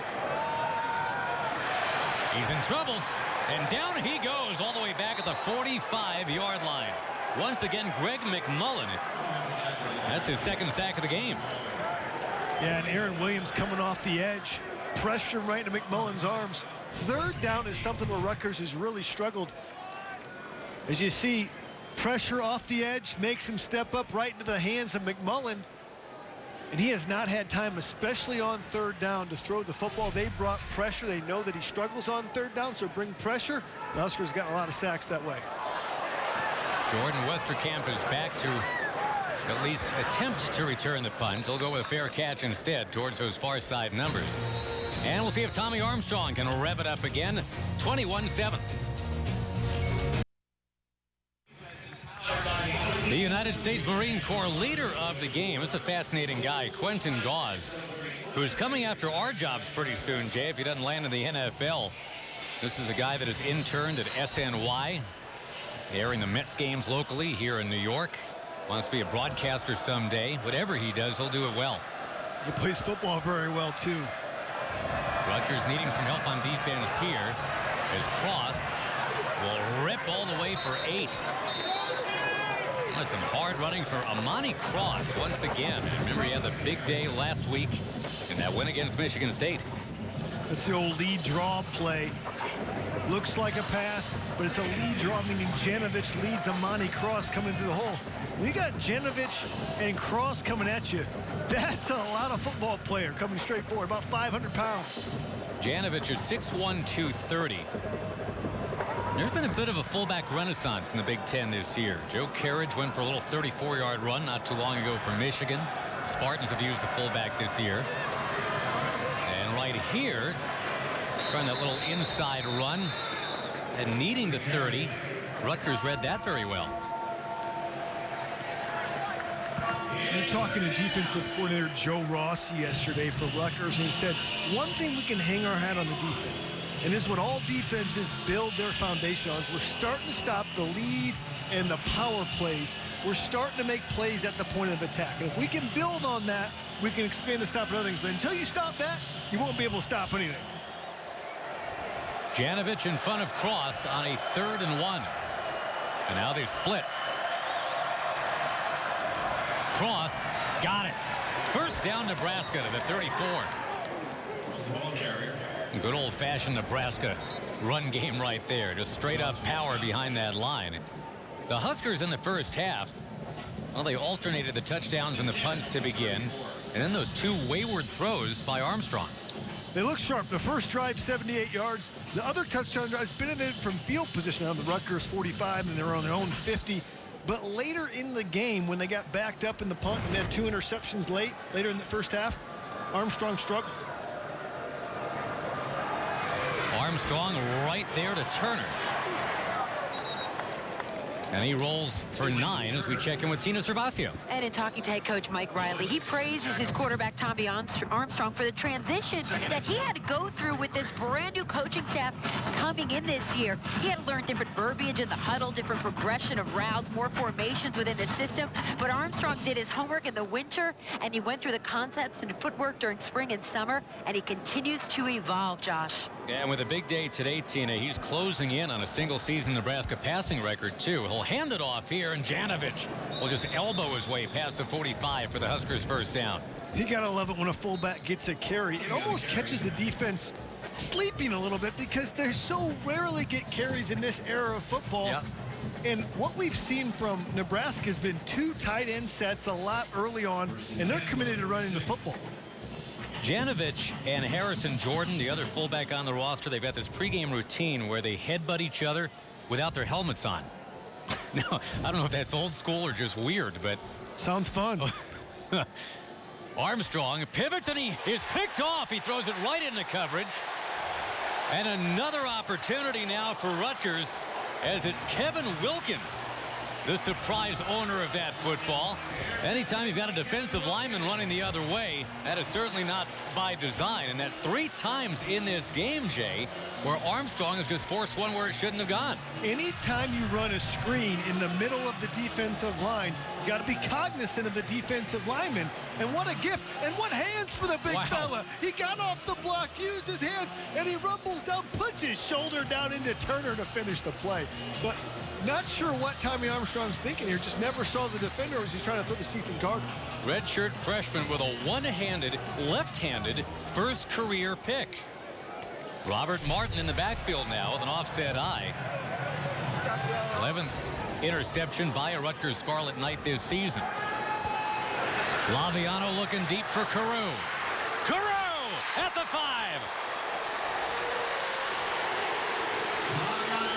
After a turnover, it's a great time to take a shot. They call it sudden change. It can change the momentum. Little play action. A deep dagger out to Carew. Not the best ball, but Carew goes up and gets it against the defender. And that's the Leonte Carew we're accustomed to seeing. He wins jump balls all the time. That guy was a phantom for 2 quarters, but yes, that's the real Carew right there. Bergen comes in as a fullback now. And they'll pitch it back around. Grant throwing. Look at that. It is a little razzle-dazzle from Rutgers to get it into the corner of the end zone. The quarterback ends up in there to make it 21-13. That's what they call the Laviano quarterback possum play. He could have stood there like a possum, like he wasn't even alive. You'll see him right here, just standing there. What? There he goes. Totally. He's standing there, acts like he's not involved in the play at all. Honestly, and then they throw him the ball. I didn't even know that Grant was a lefty until he threw that pass. Looked like some sort of jet sweep.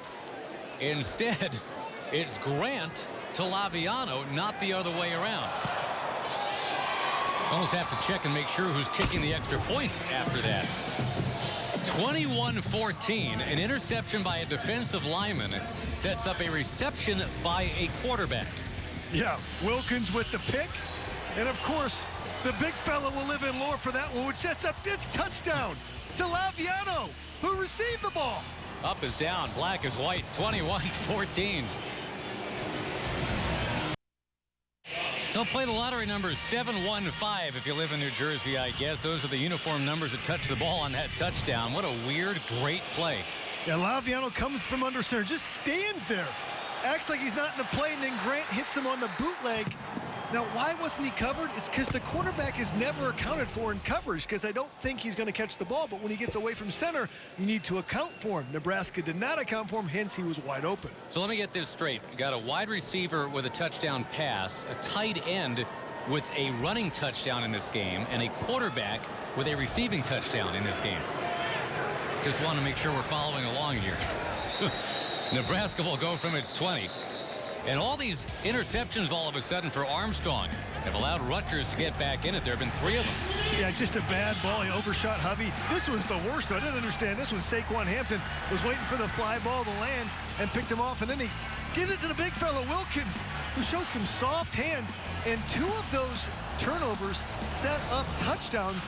One of them, the other one, would have if they wouldn't have run out of time. So Tommy Armstrong has been setting up Rutgers to score points. It hasn't been the defense of Nebraska that's struggled. It's been the turnovers by Tommy Armstrong. Now, the last 5 receptions in this game, as Cross will carry for 2. Talking about Armstrong throwing the ball to various and sundry young men out there. Now, the last 5, 3 of them have been Rutgers players. 2 of them have been his own teammates. And you wonder if that's why Mike Riley's come out in double tight end sets early on in this second half to try to protect this quarterback from throwing more picks. Now remember, Brandon Riley's been out since really the first series of the game, so one of their wide receiver threats not there. Armstrong dumped as he gets 4. And we have to bring this up, Jay. Already a couple times this year, Rutgers has really flashed in second halves of games, once all the way to win 55-52, one of the most unlikely games of the year, not only in the Big Ten, but in the country. Rutgers plays well in the second half. They also had Michigan State on the ropes here at home. They really play tough at home. When this team's rolling at home, their crowd gets involved. They play inspired ball. Well, these are desperate teams. One more loss for either side, and they are not eligible to go bowling. Armstrong looking for the jackpot downfield. No. Alonzo Moore was being shielded. Cornerback never turned around on the play. There is a flag down. Came from the other side of the field. Armstrong throws the ball up behind his receivers a lot and relies on his receivers to come back to the ball. But it was good coverage right there by the Rutgers defender, Jarius Adams. Never turned around for the ball, but you don't have to turn around and look for the ball in college football as long as you don't make contact. No contact, right. Number 10, 10-yard penalty, automatic first down. Did you pick up the call? I didn't hear it. Yeah, it was defensive holding. And we'll see. It looked like it was on the other side right there. Yeah. As you see, number 10 just dragging down. Yeah, Blasson Stanley Austin. Morgan, Blasson Austin. And that's unfortunate. Usually you see linebackers hold because they can't cover people in space. But to see a corner hold like Blasson Austin, who's used to covering receivers, was totally away from the play and didn't make a difference in the play at all. So Nebraska bailed out, getting it 1st and 10 at its own 39. And the pitch back to Cross, who can only get back to the line of scrimmage. Boy, Goss was there. He's come up strong in the second half. Remember, Tommy Armstrong started 8 for 8. And in fact, 11 out of 13. But in a slippery slope, he's been sliding down. It's interesting to me because the Nebraska coaches said he was unfazed during games by bad plays. But it seems like since that first pick, he's been fazed. He looks like a different player, and mental toughness is key. It's not living in the glory of a great play or the guilt of a bad play. He seems to let those plays bother him a little bit. Westerkamp was in the slot near side. It's a dump off, and it's Carter who rambles all the way to midfield right at the first down sticks. It's a big game for Sethan Carter, the junior tight end. And really not moving like a big old Nebraska tight end. He's got some wheels. Sethan Carter's got some athleticism. You'll see he just swings around behind in the backfield. You want to get your quarterback going again, give an easy route to the tight end. Nice little stiff arm by Sethan Carter. He's a load to bring down in space. Nebraska's tight ends, we mentioned earlier, I think, had only 10 catches total all year last year. Mike Riley likes using tight ends in the offense. Cross, and that could be gone to the 14-yard line. Didn't quite have the giddy up. A late flag comes in after all that. Cross among the banged up Huskers. Didn't quite have the burst to take it all the way, but he took it far enough. Took it 35 yards, if it counts. Yeah, Monty Cross really benefited from some great blocking up front and from Janovich as we wait on the call here. It looked like it was near the end of the play. Usually that's called against the defense. We'll see what they're deciding. Monty Cross, a big back, but doesn't have the breakaway speed of Terrell Newby, as you saw. There's no foul on the play. First down and 10, Nebraska. That's 14 carries for 81 yards now for Cross. Watch your man Janovich right here. This is what fullbacks are supposed to do. Bam. Just leads the way for Amani Cross. Huge hole. I think I could run through that hole. Well, let's not push it. Armstrong. And the handoff this time to Ozigbo. And they'll give him progress to the 10. So again, you've had Newby out. A lot of Cross, a little bit of Ozigbo, who's a freshman out of Saxe, Texas. And Armstrong, of course, if you're looking for a run game, he can do it himself. Oh, absolutely. Tommy Armstrong. And I think that's why they've run him a little bit more, because Terrell Newby's been a little bit banged up, and Armstrong has more speed than Amani Cross. Laying a hubby at the top of your screen. This is a 2nd and 7, and it's Cross cut down. Diagnosed very well by Rutgers. Same play they had the big run on a couple plays ago. Kamoko Toure would have none of it. Batke was there as well. Well, this Rutgers defense might have taken it personally, Jay, the way they were just flattened in the first quarter. Bit by bit, they're getting much better as this game goes. Well, they've responded. They've responded by getting the ball. Turnovers have been huge in this game. The only reason Rutgers in this football game because of the 3 interceptions. Got to watch out for number 1 right now. 3rd and 9, and yeah, he's been quiet for the most part. Up in the air, Carter takes it away! Touchdown, Nebraska! What a game for Sethan Carter. And a collision. Armstrong is hurt. Slow to get up is Hester for Rutgers. Armstrong in some obvious pain after the touchdown. The 2nd of the game for Sethan Carter.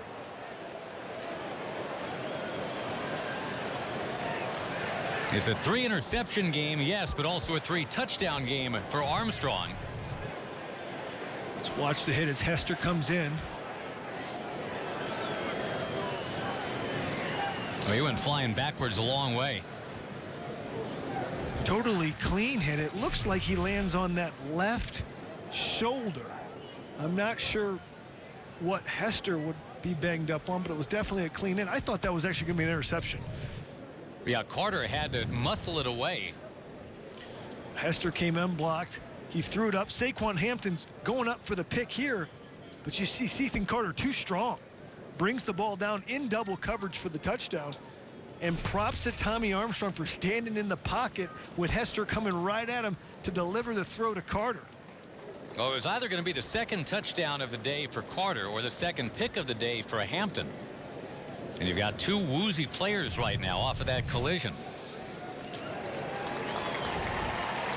Looks like his helmet hits right on his hip or thigh area. Now, and limping off the field now is Armstrong. And back to the other side of the field to Hester. So you rarely see a corner blitz right up the A-gap like that.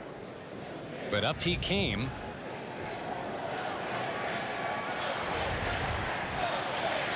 Well, the blitz was on point. The coverage behind it was not. Even though there was double coverage on Sethan Carter, too strong with his hands and brought the ball down for Nebraska. Hester moving inside on that one, really more of a safety up the middle to come in and clock Armstrong, but Armstrong got it away for the score, and the Brown extra point is good. So off of all that, Armstrong, if he can continue, will have some momentum. After the 3 picks, a touchdown pass, and it's 28-14. Nebraska hoping that Armstrong's okay. He just threw a touchdown pass and paid the price. Yeah, he looks like he's in obvious pain. We saw the pressure from Hester come right up the middle. He stands in the pocket, delivers a strike into double coverage to Carter, who brings it down while Saquon Campton tries to get the pick, but is unable to. Touchdown, Nebraska. No chance of a return for Rutgers here. And remember, because Grant is so good, all of a sudden Drew Brown is a big player for Nebraska. Got to get those kickoffs to the back of the end zone, and he's done that pretty consistently today. They've held Janarian Grant in check, and especially impressive, they kicked it in the end zone with that wind in his face. Still able to get in the end zone. As we look at Armstrong, although he struggled with the 3 interceptions, we look at the backup in Riker Fife, who really struggled in that Purdue game. And so they definitely want Armstrong to be healthy for the 4th quarter. Yeah, there were 5 turnovers in that game at Purdue where Fife had to be the starter with Armstrong out. Laviano trying to lead him on down the field, and Carew couldn't hang on. Back to the studio now. Mike Hall standing by. Alexis, studio update. Josh, we got a ball game out in Bloomington. Down 8. This is Mitchell Page, the Hoosier, getting the punt and eluding tackler after tackler till he gets outside. That's a 51-yard punt return for a score. Extra point is good. They're down by 1. Remember, they haven't beaten Michigan in 19 tries, last winning in 1987. Wow, and as that one goes to the wire, Indiana already has had some heartbreak on its own field, and that's because of this Rutgers team. That crazy 55-52 game. Out to the 30. Now remember the first down make here, the 35. Late in the 3rd quarter, the Scarlet Knights and the Huskers both need this one if they're going to stay bowl eligible. There's a man that would have to come in if Armstrong can't continue. Riker Fife, he has some experience, but again, really struggled against Purdue. I know all Nebraska fans and coaching hoping Armstrong's okay. I've been impressed, though, by Josh Hicks, the running back for Rutgers. Has gotten to the edge a couple times and sets up a more manageable 3rd down for Rutgers. Yeah, 12 carries, 61 yards for Hicks in this game. Martin's carried 9 times for them. High pass and a big hit at the 30-yard line, and once again Chris Jones makes a play. Just a good read by Chris Jones, playing within the framework of the defense, read the whole way. Laviano puts on the money to Grant, but no chance for yards after the catch. Only thing I'd like to see Chris Jones do is wrap up. Just a sophomore, 6 foot 180 out of Jacksonville, and certainly emerging of late. He's got the pick today. And here, trying some more razzle-dazzle, and they need to get it to the 35, and no sale. That is choppy trying to take it around, but Nebraska had it snuffed out. And that is certainly, well, an aggressive call for Rutgers, deep in their own territory. I like the call. You're down 14. You got about a quarter to play. Kyle Flood dials it up to Chaffee, but watch Janovich 35 as the linebacker. He'll sniff it out, and it's his pursuit.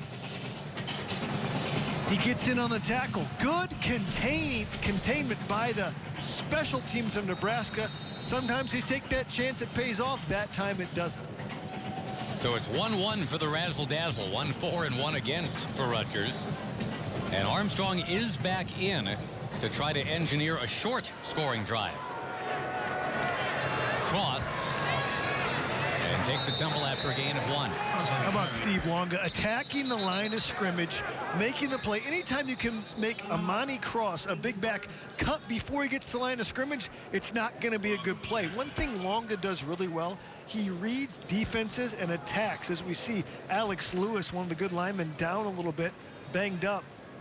Looks like he's getting up on his own power. But talking about Longa, here's a guy that's aggressive, plays with his hands extremely well. This guy's a next level player. Let's go down to the sidelines. Tina Cervasio standing by. Yeah, you know, Nebraska has really neutralized Rutgers as far as special teams is concerned. On Monday, when Nebraska started watching film of Rutgers special teams, there was all murmurs throughout the room. It was because they had their eye on Janarian Grant, of course, and what he could do. So all week, Nebraska prepared in a way that they were focusing on hang time with their punts and directions of their punts. And whether it's a punt or a kickoff, of course, the head coach Mike Riley said, you have to make good choices on special teams, draw that net tight, because Grant's slippery, and of course there's always that razzle-dazzle you have to be aware of, like you guys say, Josh. Tina, thanks. They're going to reset the game clock here. It's the delay on the field. Start. Am I ready for play? Grant has figured in this game, but it's been with his arm and not his legs, crazily enough. Yeah, he had the touchdown pass. It's a great point by Tina, though. Nebraska came in and said, we've got to win the special teams match. Kyle Flood practices all 4 phases of the special teams every day in practice. That's really rare. Usually do 1 phase a day. They make special teams a big deal here at Rutgers. After faking the screen, Armstrong keeps it and takes it down to the 27. The first down make the 21. And that'll be the final play of quarter number 3. Rutgers hanging in. They need one of those big fourth quarters. Remember, they have one of those against a team wearing red before. That was Indiana. Can they do it to Nebraska now with 15 minutes to go? It's 28-14 Huskers on BTN. It's time to announce the Miller Lite tailgater of the game. The Grill Guys from the Black Lot have been awarded a Miller Lite prize pack. The Grill Guys have also been entered in the Tailgater of the Year final, which takes place prior to the Rutgers-Maryland game. Well, some big plays have carried Nebraska. Rutgers defensively with a little step up here today, and they needed that, Jay, as the team has been averaging 49 points per game allowed the last 4. They've given up some points, but the key point is that they've gotten turnovers. 3 key interceptions that have kept them in this game. And you know, head coach Mike Riley can't be happy about that. Kyle Flood knew his defense would have to get turnovers to have a chance to win. Nebraska's now a minus 12 this year in terms of turnover ratio, near the bottom nationally. On a third down, Armstrong's in trouble, gets rid of it, incomplete. Rutgers bringing the heat again, and ball's on the 27. Drew Brown's got a big leg and a swirling wind to deal with, and they're going to ask the sophomore from South Lake, Texas, to come on and try to bang one up and in. Kamoko Ture on that play, this pass rush specialist, did a great job of beating Nick Gates on the edge. Applied the pressure that forced. This is Chris Brown's little brother, Drew Brown, and there's more on the way potentially. Reed Brown is a good prospect too. Drew Brown hits it from 45 yards away.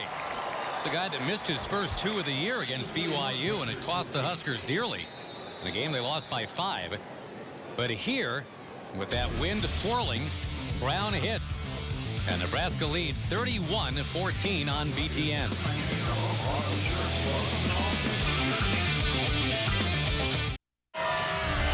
The nation's best hoops right here on BTN. Tomorrow a doubleheader. The Gophers welcome Louisiana Monroe to the barn. Then it's Iowa taking on Coppin State. Hoops on BTN tomorrow at 3 Eastern. Presented by April Air on BTN and BTN to go. Josh Lewin, Jay Lehman, Tina Cervasio with you. And Nebraska kicking off. They can't let Janarian Grant run one all the way back, so they simply kick it away from him. And it's Hicks instead. They'll just plow forward past the 25. Now, let's keep in mind, Jay, with 14:43 to go, it was just a little bit more than this. I would say about 16 minutes left when Rutgers trailed in Bloomington on October 17th, not by 17, but by 25, and they came back and won. Well, they can definitely do it, and bowl eligibility is on the line. The stakes are high for Rutgers. They've got to open up the playbook a little bit. They're not going to be able to run their way back 17 points in just 14 minutes of play. Well, they've got Leonte Carew, and that helps, but he's had a quiet game. 3 for 50 catching the ball.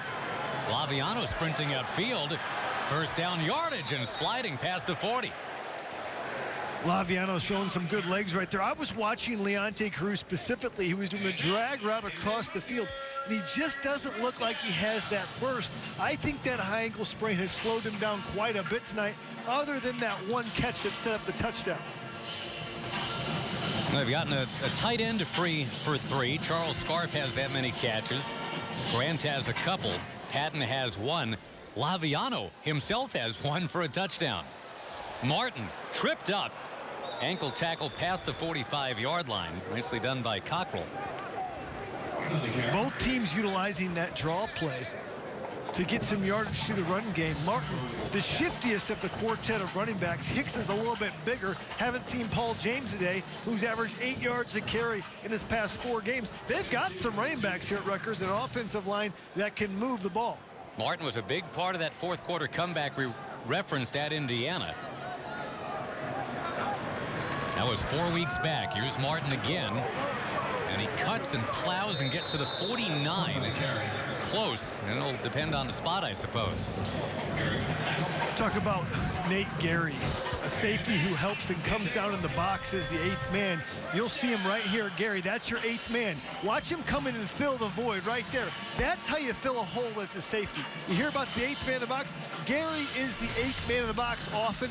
Came downhill, met the running back in the hole. It is a first down. And Rutgers showing it can move the ball on the ground in 5, maybe 7-yard chunks. But, of course, they're going to run out of time if they keep doing that. Patton, the man in motion. Laviano to Carew, who tumbles past the 40 with another first down. They love 2-man routes because they can protect the quarterback and give him some more time on play action. So they shorten the route up a little bit for Carew, have him sit in the middle of the field between all these defenders. Good throw by Laviano. Play action with him right in front of Gary.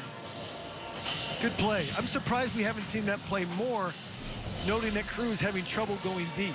You know, a week ago, Jay, we were watching Wisconsin at Maryland, and Joel Stavy had only, 20 yards at the half, and then started to find a rhythm. You wonder if Laviano can do the same thing here today. Drills it high, and it comes out of Patton's grasp, incomplete. Would have been a first down at the 25. How about Nate Gary again? We saw him on the run fits. We see him breaking up passes here. Good ball by Laviano. Patton should have come down with the ball, but it was Gary who made the play, reached the quarterback's eyes, and a good clean hit right there. Hit him in the armpit with his shoulder. Gary's a playmaker. Well, certainly he was a year ago with 5 picks. Maybe you can call it a mid-season here today and tonight. Martin trying to turn the corner and cannot do it.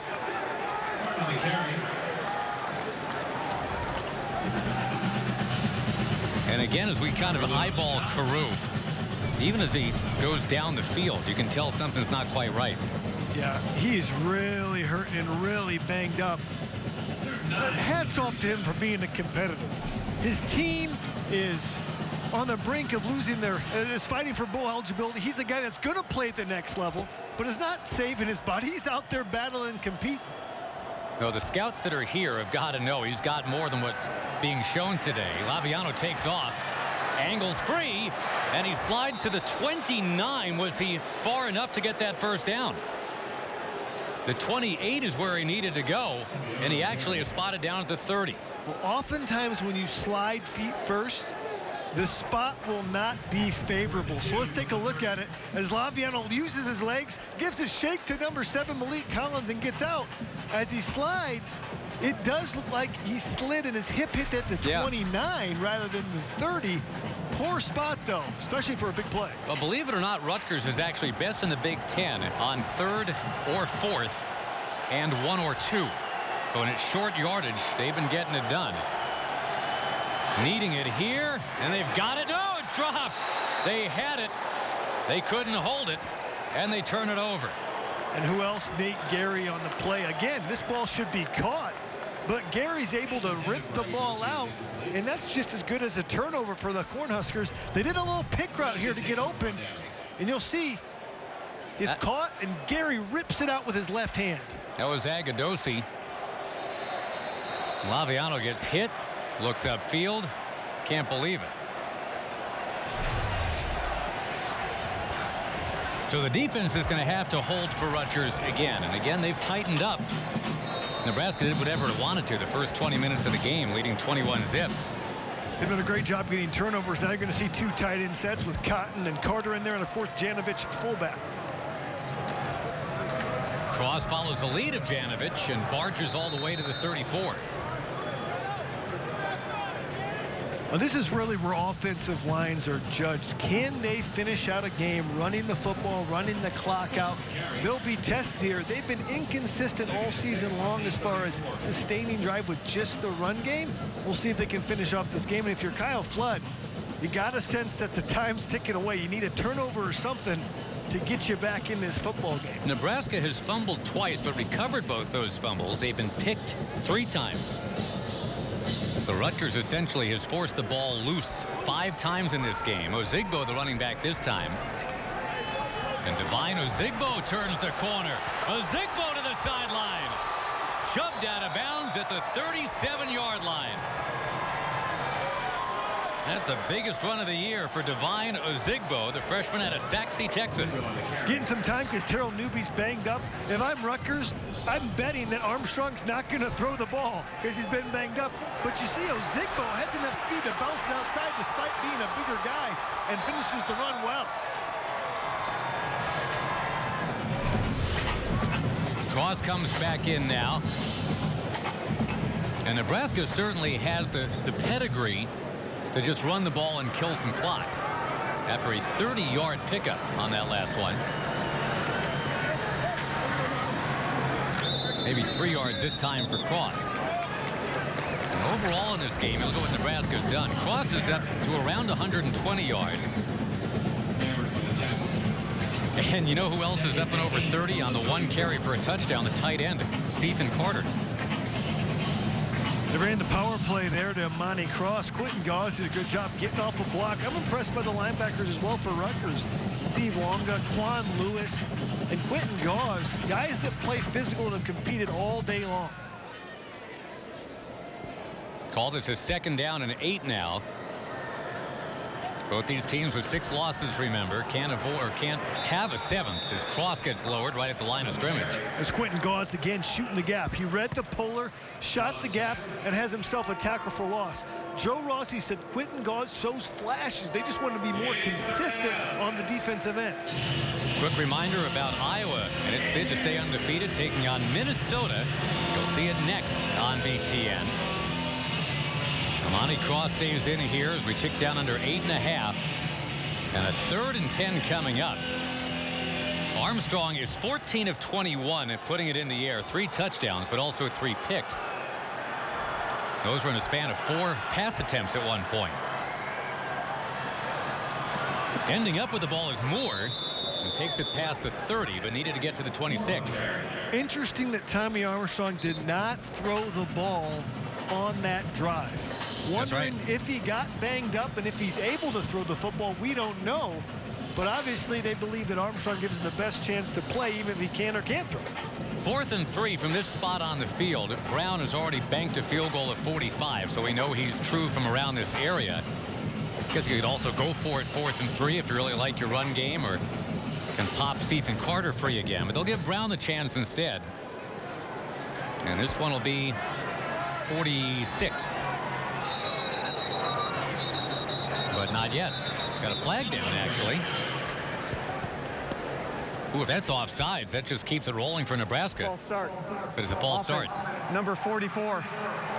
5-yard penalty. 4th down. Well, now you'd be asking Brown to hit his career long. He has hit 150. And nope, again with the wind being quite a fickle factor in this game. They're going to go ahead and punt it away. Or so it would appear. Yeah, it's kind of an interesting spot. You know, if you kick a field goal, you're still only up 3 possessions rather than 4 possessions. Yeah, I agree. I agree with the call here for the Huskers. Now, Sam Foltz having a very strong year, can really be a weapon. Just got to make sure there's no return here. That's the obvious point with a guy like Grant standing back there inside his 10. As he chips it towards that pylon, it wobbles out of bounds inside the 10. And Rutgers once again with a long field here and trailing it home. needing to win to go bowling. And Nebraska visiting here, not too far from New York City. We are in New Brunswick, New Jersey, and Rutgers behind at the Cornhuskers, 31-14, about 7 minutes to go. If you're Nebraska, you say don't let number 4 or any other receiver get behind you. They've struggled in late game situations, letting receivers get behind them. Of course, they have a 17-point cushion now. I got an essay question to toss out to you in a second here. As a screen will get him a few yards anyway to the 8. All right, so Nebraska's got that 122nd ranked pass defense in the country, right? If Leonte Carew was 100%, is this a much different game today? I believe it's a much different game. The way he can stretch the field when he's healthy opens up the run game for Rutgers, opens up so many other things. And I think most importantly, the Scarlet Knights play more confidently and with more of a swagger when Carew is healthy because he's their best player and leader. Patton made that last catch. And Leonte Carew. Remember, there are 4 former Rutgers wide receivers currently in the NFL. Everybody seems to think he's going to be the 5th.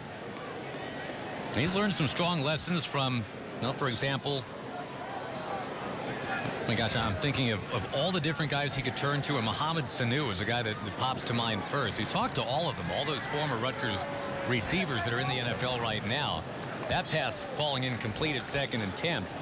But what Carew, I know, has said about Sanu, it sounds like a Dr. Seuss thing going on right here. Sanu says to Carew, what you've got to do more than anything else is just commit to catching hundreds and hundreds of footballs every day. Not 5 days out of 7, but every single day. Yeah, working the jugs machine, getting 100 balls caught every day. And Carew's a worker. He's a guy that's worked on his hands. Coaches say, though, what makes him good, he's so competitive, and he anticipates defenses so he knows when he's going to be open. Ball comes free, scooped up, Nebraska touchdown. It's Kalu to put it away for the Huskers. Under 6 to go. Pressure by Marcus Newby on Laviano. Laviano was throwing the ball, but ends up throwing it or getting it knocked backwards. Therefore, it was a fumble for a touchdown for Kalu. Let's take a look at it. As we're talking Carew, instead it's Kalu, the sophomore from Houston, who just scoops it up from 4 yards away. Yeah, he never actually threw the football. He just came down with it and it got knocked out of his hand. Laviano wants to have that one back, as he should have just thrown the ball away. Well, the year for Kalu, and again, we've talked about Nebraska having kind of a flimsy pass defense overall, but here's a sophomore with a couple of picks this year, and now this touchdown, which is under review. So we got to hold our horses here for just a moment. Well, if the ball was knocked out while his arm was coming forward, yeah, I don't know if that wasn't. Then it could be a throw. It might be coming forward and hit his shoulder. Yeah, that's actually a throw. I think now that you're right. You see it from that angle, he actually released the ball, hit the shoulder pad of Newby, and then bounced backward. But in real time, it looked like a fumble. It sure did, because it looked like he was trying to pull the ball back, but the ball went forward, and Kalu might not have the 6 he thinks he has. Yeah, this is going to be overturned. The ball comes forward out of his hand. That's a throw right there. It's a throw and hits Newby in the face mask. Even though he's trying to pull it back. Even though he's trying to pull it back, the ball's moving forward. But in real time, it looked like the ball was knocked out and went backwards. Well, Jeffrey Stravinsky will let us know soon. But either way, Rutgers is in heap big trouble here. Even if it's not a touchdown, they're backed up all the way to around their 10-yard line. And there's only 5:58 to go in the game. After further review, the quarterback's arm was moving forward. Incomplete pass. Ball be placed at the 23-yard line. 3rd down and 10. Game clock operator, please reset the game clock to 6:02. That's right. I forgot how deeply the drop back was taken there by the quarterback, Laviano. They're actually up to the 23 with this here. Goodwin in the backfield. And a 3rd down for Rutgers. Simply an incomplete pass after all that. And they actually put a few extra seconds back on the clock, too.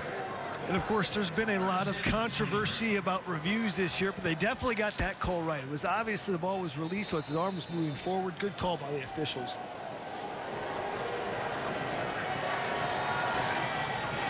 Leonte Carew, 4 receptions, 62 yards in this game. Laviano going deep. That's Grant that he's looking for, and he's got him towards the 35-yard line. So Carew unable to have that kind of breakaway speed today. Grant possesses it, so they go and get Grant. The deep diagonal route. You're watching Janarian Grant. Just has great speed, runs by the defender. Boy, makes a great catch. What a flip of the script for Carew, huh? He goes from thinking he has scored to giving up a 42-yard pass play. Justin Goodwin is the running back out there. Laviano can run. And this time he doesn't slide. In fact, he takes on the tackler inside the 30-yard line. Yeah, he didn't slide because he didn't like the spot last time. But when you don't slide, you got Nate Gary coming full head of steam and put a good lick on Laviano. Rutgers already with one, a fourth quarter miracle comeback this year. Laviano slips his way forward, being pursued. And he will get that first down as it turns out. DeZuris had him in the crosshairs, just never could get him. Laviano showing some scramble ability and the ability to run. He's had a couple scrambles that have led to extending the play. And watch him. DeZuris was on his heels right here. He gets out and scrambles for the first down. Good coverage on the back end for Nebraska. That's why he had to scramble in the first place.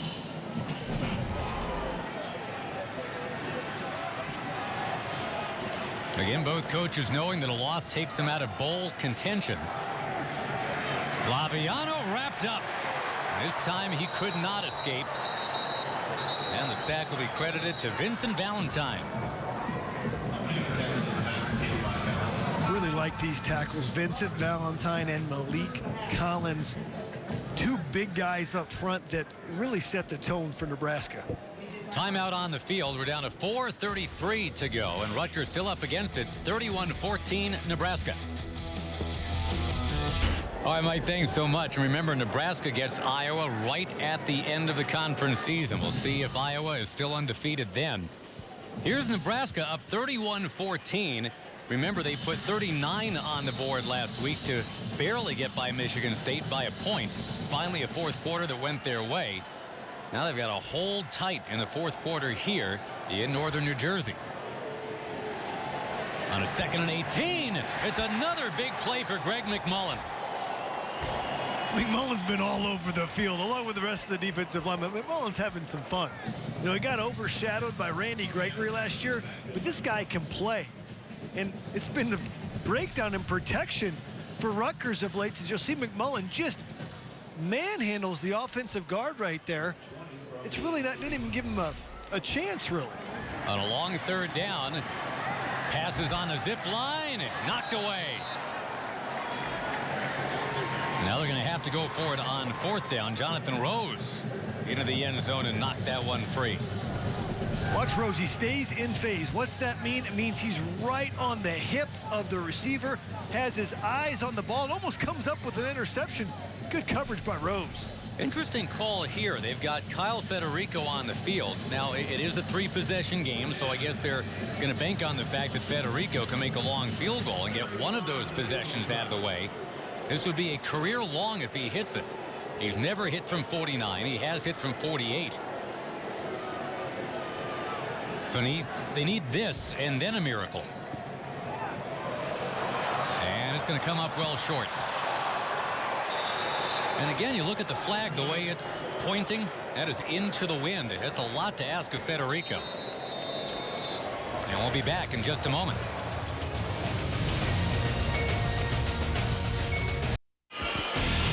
Well, of course, for years, Nebraska's been about running the football. You almost expected Jarvis Redwine to jump onto the field or something today. Everybody is into the act. Yeah, Tommy Armstrong, Brandon Riley. My favorite, the tight end, Ethan Carter for the touchdown on the reverse. But everybody got into the action. The fullback, Andy Janovich. It was running back by committee. Terrell Newby's been banged up, but he got a couple carries. Amani Cross has been productive all day. The big back has wore out that Rutgers defense. And Divino Zigbo came in for a 30-yard run.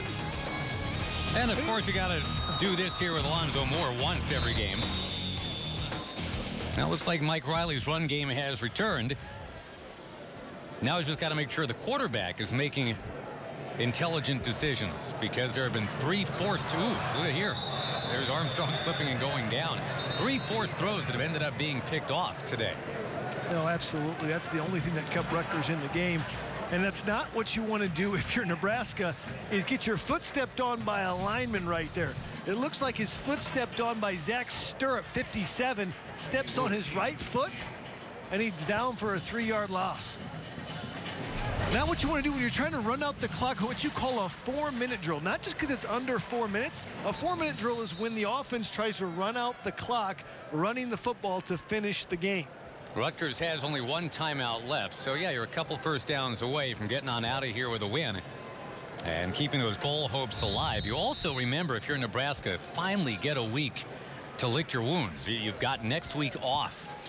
Yeah, they could have had that week about 5 or 6 weeks ago as we've documented their injuries, but that does come before Iowa, which is a huge game. There's Cross, and he gets lassoed at the 30-yard line. You know, Mike Riley, when he coached the Chargers, they had a now defunct week 1 bye. 16 games in a row on 16 Sundays to end the season. Now, they had played an exhibition game in Australia, and that's why they let them have that week 1 bye. But the byproduct of that is you got to play 16 Sundays in a row. Rutgers calls a timeout. 3.5 to go here. Rutgers 1-5 in conference play, looking at 1-6 right now. Their last win, that impossible 55-52 thriller at Indiana. But a 3-game losing streak is followed, and it's heading towards 4. Remember, they'd given up 49, 48, and 49 their last 3 games, so holding Nebraska to 31, I guess that's a small victory that you can claim. Flag down as the ball is taken out to the 42. That will stop the clock at 3:35. And Devine almost got the first down there. Came up about a yard short, but he's going to come back because of holding. We'll see what the call is. Holding. Offense. Number 66. 10-yard penalty. 3rd down. Dylan Utter got caught a little bit. Holding.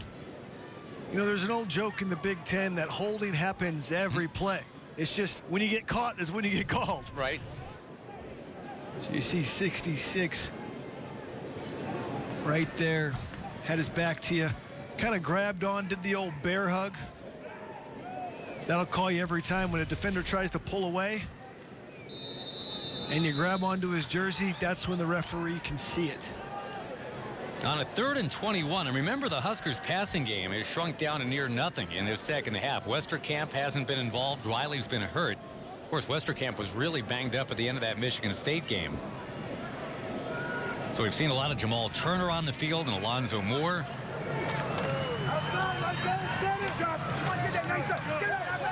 And it's going to be 4th down and very long. The clock keeps running and Rutgers can't stop it. Yeah, it was a good job by Tommy Armstrong staying in bounds, knowing the situation. We've still yet to see Tommy Armstrong throw the ball. If there was a time to throw the ball, I know they're trying to run the clock out, it would have been on 3rd and 20. Instead, they elect to run Tommy Armstrong and run out some clock. Remember, Armstrong started 11 out of 13, but then just 3 for his final 8, including 3 picks. But I guess because the run game really started to work, there was no reason to force Armstrong to put it in the air. Well, especially when you get up by 17 points, you start to take control of the football game and start to dictate to Rutgers what you're going to do, and they were able to run the football. Rutgers is usually good for a couple of punt blocks a season. Didn't quite get it there. And Rutgers will take over close to the 40-yard line. Our Dr. Pepper play of the game, and a lot of fun ones to choose from, I suppose, but when a tight end runs one in, and Nebraska hadn't done that in at least 40 years, that is the one-of-a-kind Dr. Pepper play of the game. Great play design. Michigan State ran the same play against them last week. And so the offensive coordinator, Langsford, said, you know what? Let's put that into our playbook. Let's go down to Kinko's this week. Copy it up. And Ethan Carter finish it. Ethan Carter's been a guy who's played very well this game. Also had a touchdown reception. They've hit him in the pass game a number of times. He's a good-looking tight end. Kalu almost had the sack, and instead it's simply an incompletion. It's been a fourth quarter of almost for Kalu. Remember, he thought he had the touchdown earlier, too. But, you know, back to your point, Jay, about the tight end getting involved. A lot of the tight ends will get involved under Mike Riley. They were, you know, if you look back at what Oregon State was all about, and of course they had great receivers, too. And when he was there, he had a running back like Steven Jackson. That helped. But tight ends were always involved in that offense. Well, when you look at Mike Riley's offense, it was based on being balanced. I mean, we'll run the ball and throw the ball. And to be balanced, you oftentimes need a tight end in the game if you're going to run traditional run plays. Here comes Kalu. He's got company. Laviano escapes. And he darts and slides to the 40. Looked like 3, maybe 4 white jerseys surrounding Laviano, and he somehow got out. If you're Chris Laviano, you are running for your life right now. The last 6 pass plays have been him getting pressured from all different angles on this black shirt D. And he's running around just trying to make something happen, trying to get his team back in the game. It's going to be very, very difficult with the time they have left. They bring Kalu in off the corner again. Laviano runs and gets crushed at the 41-yard line. Marcus Newby laying the wood. A bunch of these Nebraska players are starting to really hit right now. You've talked about Nate Gary all day. We should give him some love, too. Our Duluth trading hardest working player. This is a guy that comes down, stops the run when they're running the rock. He can cover over the middle. He's punished a couple receivers. Had a big pass break up on 4th down that gave Nebraska the ball back at a critical time. He's a leader. Had 14 tackles last week. Followed up with a great game this week. On 4th and 6. Taken away. Carew couldn't get it, and who else but the guy we're talking about, Nate Gary, following the script with under a minute to go. How'd you do that? I have no idea, Josh, but Nate Gary's a good football player. He's in the right place at the right time. One of the better safeties in the Big Ten. Laviano's just throwing this up right to Gary. Gary reads it the whole way. He's waiting for the ball. They've got double coverage on Carew, safety over the top, corner trailing, and Gary wisely gets down, and now Nebraska will be able to run the clock out. Got an injured player still down right around that 40-yard line. But yeah, Nebraska, a very active day defensively today and a very creative day offensively to lead 31-14. Not sure who that is, being completely umbrellaed right now. Now, this Nebraska defense, the last 3 games, it allowed 123 points. That's a lot. So they stepped up today, clamped down on Rutgers. And I know the Scarlet Knights will dip to 3-7 overall, but they can put points on the board. I know they can give them up. But the 55 points on the board at Indiana got everybody's attention. And you mentioned earlier they were right there with Michigan State, just like Nebraska was. Yeah, Michigan State had to come back late in that game for a game-winning drive. Now 31-14 here, and we'll take a timeout and come right back on BTN. Well, it looks like the big offensive lineman Derek Nelson, who's down for Rutgers, and he's breathing. He's fine that way, but they've made sure that he's not moving right now. They've immobilized him. They're going to get him on the cart.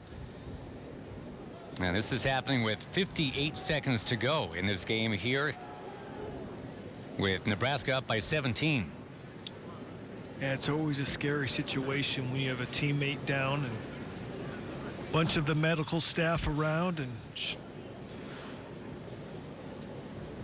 that's a good medical staff here at Rutgers. And obviously a concerned crowd looking on right now, too. And the crowd seemed to be a little bit angry a couple minutes ago, but now obviously that's completely hushed. 31-14 doesn't seem like that big of a deal when you're talking about the health of a young man. Yeah, and this is something you never want to see for any player, whether it's Nebraska or Rutgers, you have a respect for the game, and you know there's risk in playing, but you never want to see a guy down for an extended period of time.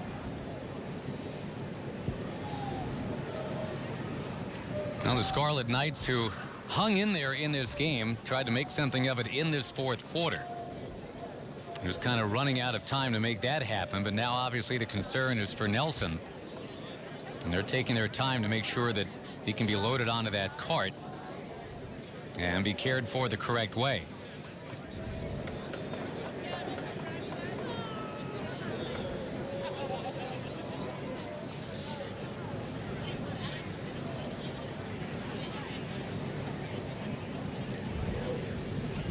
Kyle Flood, who preaches that family atmosphere here at Rutgers. And in fact, that acronym of family is everywhere that you look around this Rutgers program. Forget about me, I love you stands for family. And he's trying to make sure that this Rutgers program obviously stays family, goes forward in a positive way. There have been a lot of struggles on the field and off the field, but right now it's just all about Derek Nelson. And Kyle Flood's a guy that his coaches and his players really respect. Kyle Flood's an offensive line coach. He has that mentality, that kind of intensity. He definitely has the respect of this football team. Never has lost this football team despite all the struggles. They still come out and compete and play hard.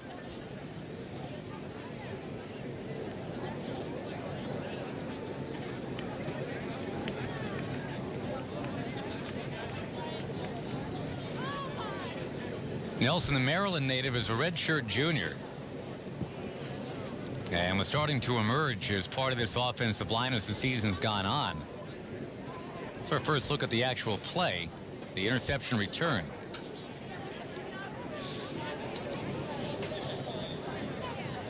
If you watch 69 here, looks like he gets hit by another player helmet to helmet. I hate when they call it friendly fire. But that's a teammate on teammate right there. Dorian Miller was lunging for the ball. Derek Nelson as well. It's just one of those things. And a thumb up, by the way, from Nelson. Nelson just put his right thumb up. So that's obviously a good sign, but you can see the distress on the faces of his teammates here. It's not a situation that an offensive lineman would normally be in, trying to make a tackle in the open field. It's unfortunate the friendly fire of Miller was the collision that seemed to cause the issue.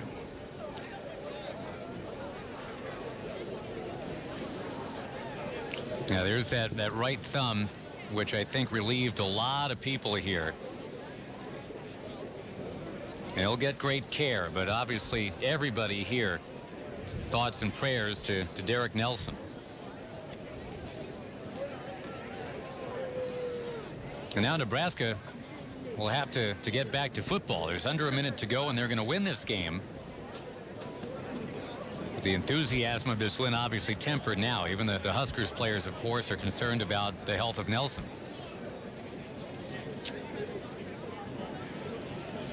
There's always bigger things than wins and losses. And when a player's health's in question, that always takes precedent. Well, not a lot of fans have stuck it out for the end of this one. The temperature has dipped into the 30s. There's been that knifing wind. Nebraska's up by 17, but these are the stalwarts here. Nebraska fans obviously want to hang around and see the finish, but there are a lot of Rutgers fans that have decided to see it to the end as well. Let's see, Rutgers is, or Nelson rather, is talking as he's being wheeled off. So we'll play the final 58 seconds, and all Nebraska has to do is take a couple knees here. And they will win this game 31-14. Lower scoring game, I guess, Jay, than what we had thought we would see. Well, we saw Rutgers defense that had given up 48 points in four of the last game, average giving up 48 points the last 4 games. And they played stout at times, but their big key was they were able to cause some turnovers and keep the game competitive through much of 3-4 quarters. State Farm postgame show coming up. Get you up to speed on that finish with Michigan and Indiana. Been some interesting games in the Big Ten today. Rutgers drops out of bowl eligibility. Nebraska will be able to go forward saying if we can get one more. And that one more is going to have to be against Iowa. That's going to be a game the Friday after Thanksgiving. The Iowa Hawkeyes could be undefeated, but Nebraska will be coming off a bye, be as healthy as they've ever been. Should be a great matchup. The Floyd of Rosedale battle will be on BTN tonight. Iowa trying to stay undefeated against Minnesota. And there is that final gun to make it a 31-14 final. Armstrong 3 touchdowns, also 3 picks, but he was so good early. Yeah, his play early, he looked the best he's looked all season long early in the game. Followed up with 3 picks and then getting banged up. We never saw Armstrong throw in that fourth quarter. You wonder if he's going to be healthy going forward for that Iowa game. Armstrong ran it a little, threw it just enough. And Nebraska ends up winning 31-14. We go down to Tina. Right here. Coach Riley is being congratulated by his wife on the field right now. And with the way the players scored on the opening drive throughout the game, what did you see in the way they played? Well, you know, I think we had good intentions coming in here. I think that last week's game fueled a little bit of a fire in our team. And even though we made this hard and Rutgers made it harder as it went on, I was real proud of how we played, got a lead early, and really happy we won. From your tight end Carter running in that first touchdown, you had 9 different players rush the ball. What was the offensive game plan? Well, we like variety, and we've got enough weapons that I think the more you can use, the more that people take a part in the game plan, you know, the more engaged they are. I think the harder it is for the defense. So it's nice when guys can contribute like that. Coach Riley, congratulations. Thank you. Thank you very much. Josh, back to you. One of the true nice guys in the sport, Mike Riley. Hall of Fame coach John Robinson once said, if you get to heaven and Mike Riley's not there, you're in the wrong place. Riley and Nebraska starting to get it right. 31-14 the final. Jay Lehman, great job, my brother. Was fun, Josh, as always, to see the Huskers in action. State Farm postgame show is next. This has been an exclusive presentation of the Big Ten Network for Jay Lehman and Tina Cervasio. This is Josh Lewin saying so long from Piscataway, New Jersey.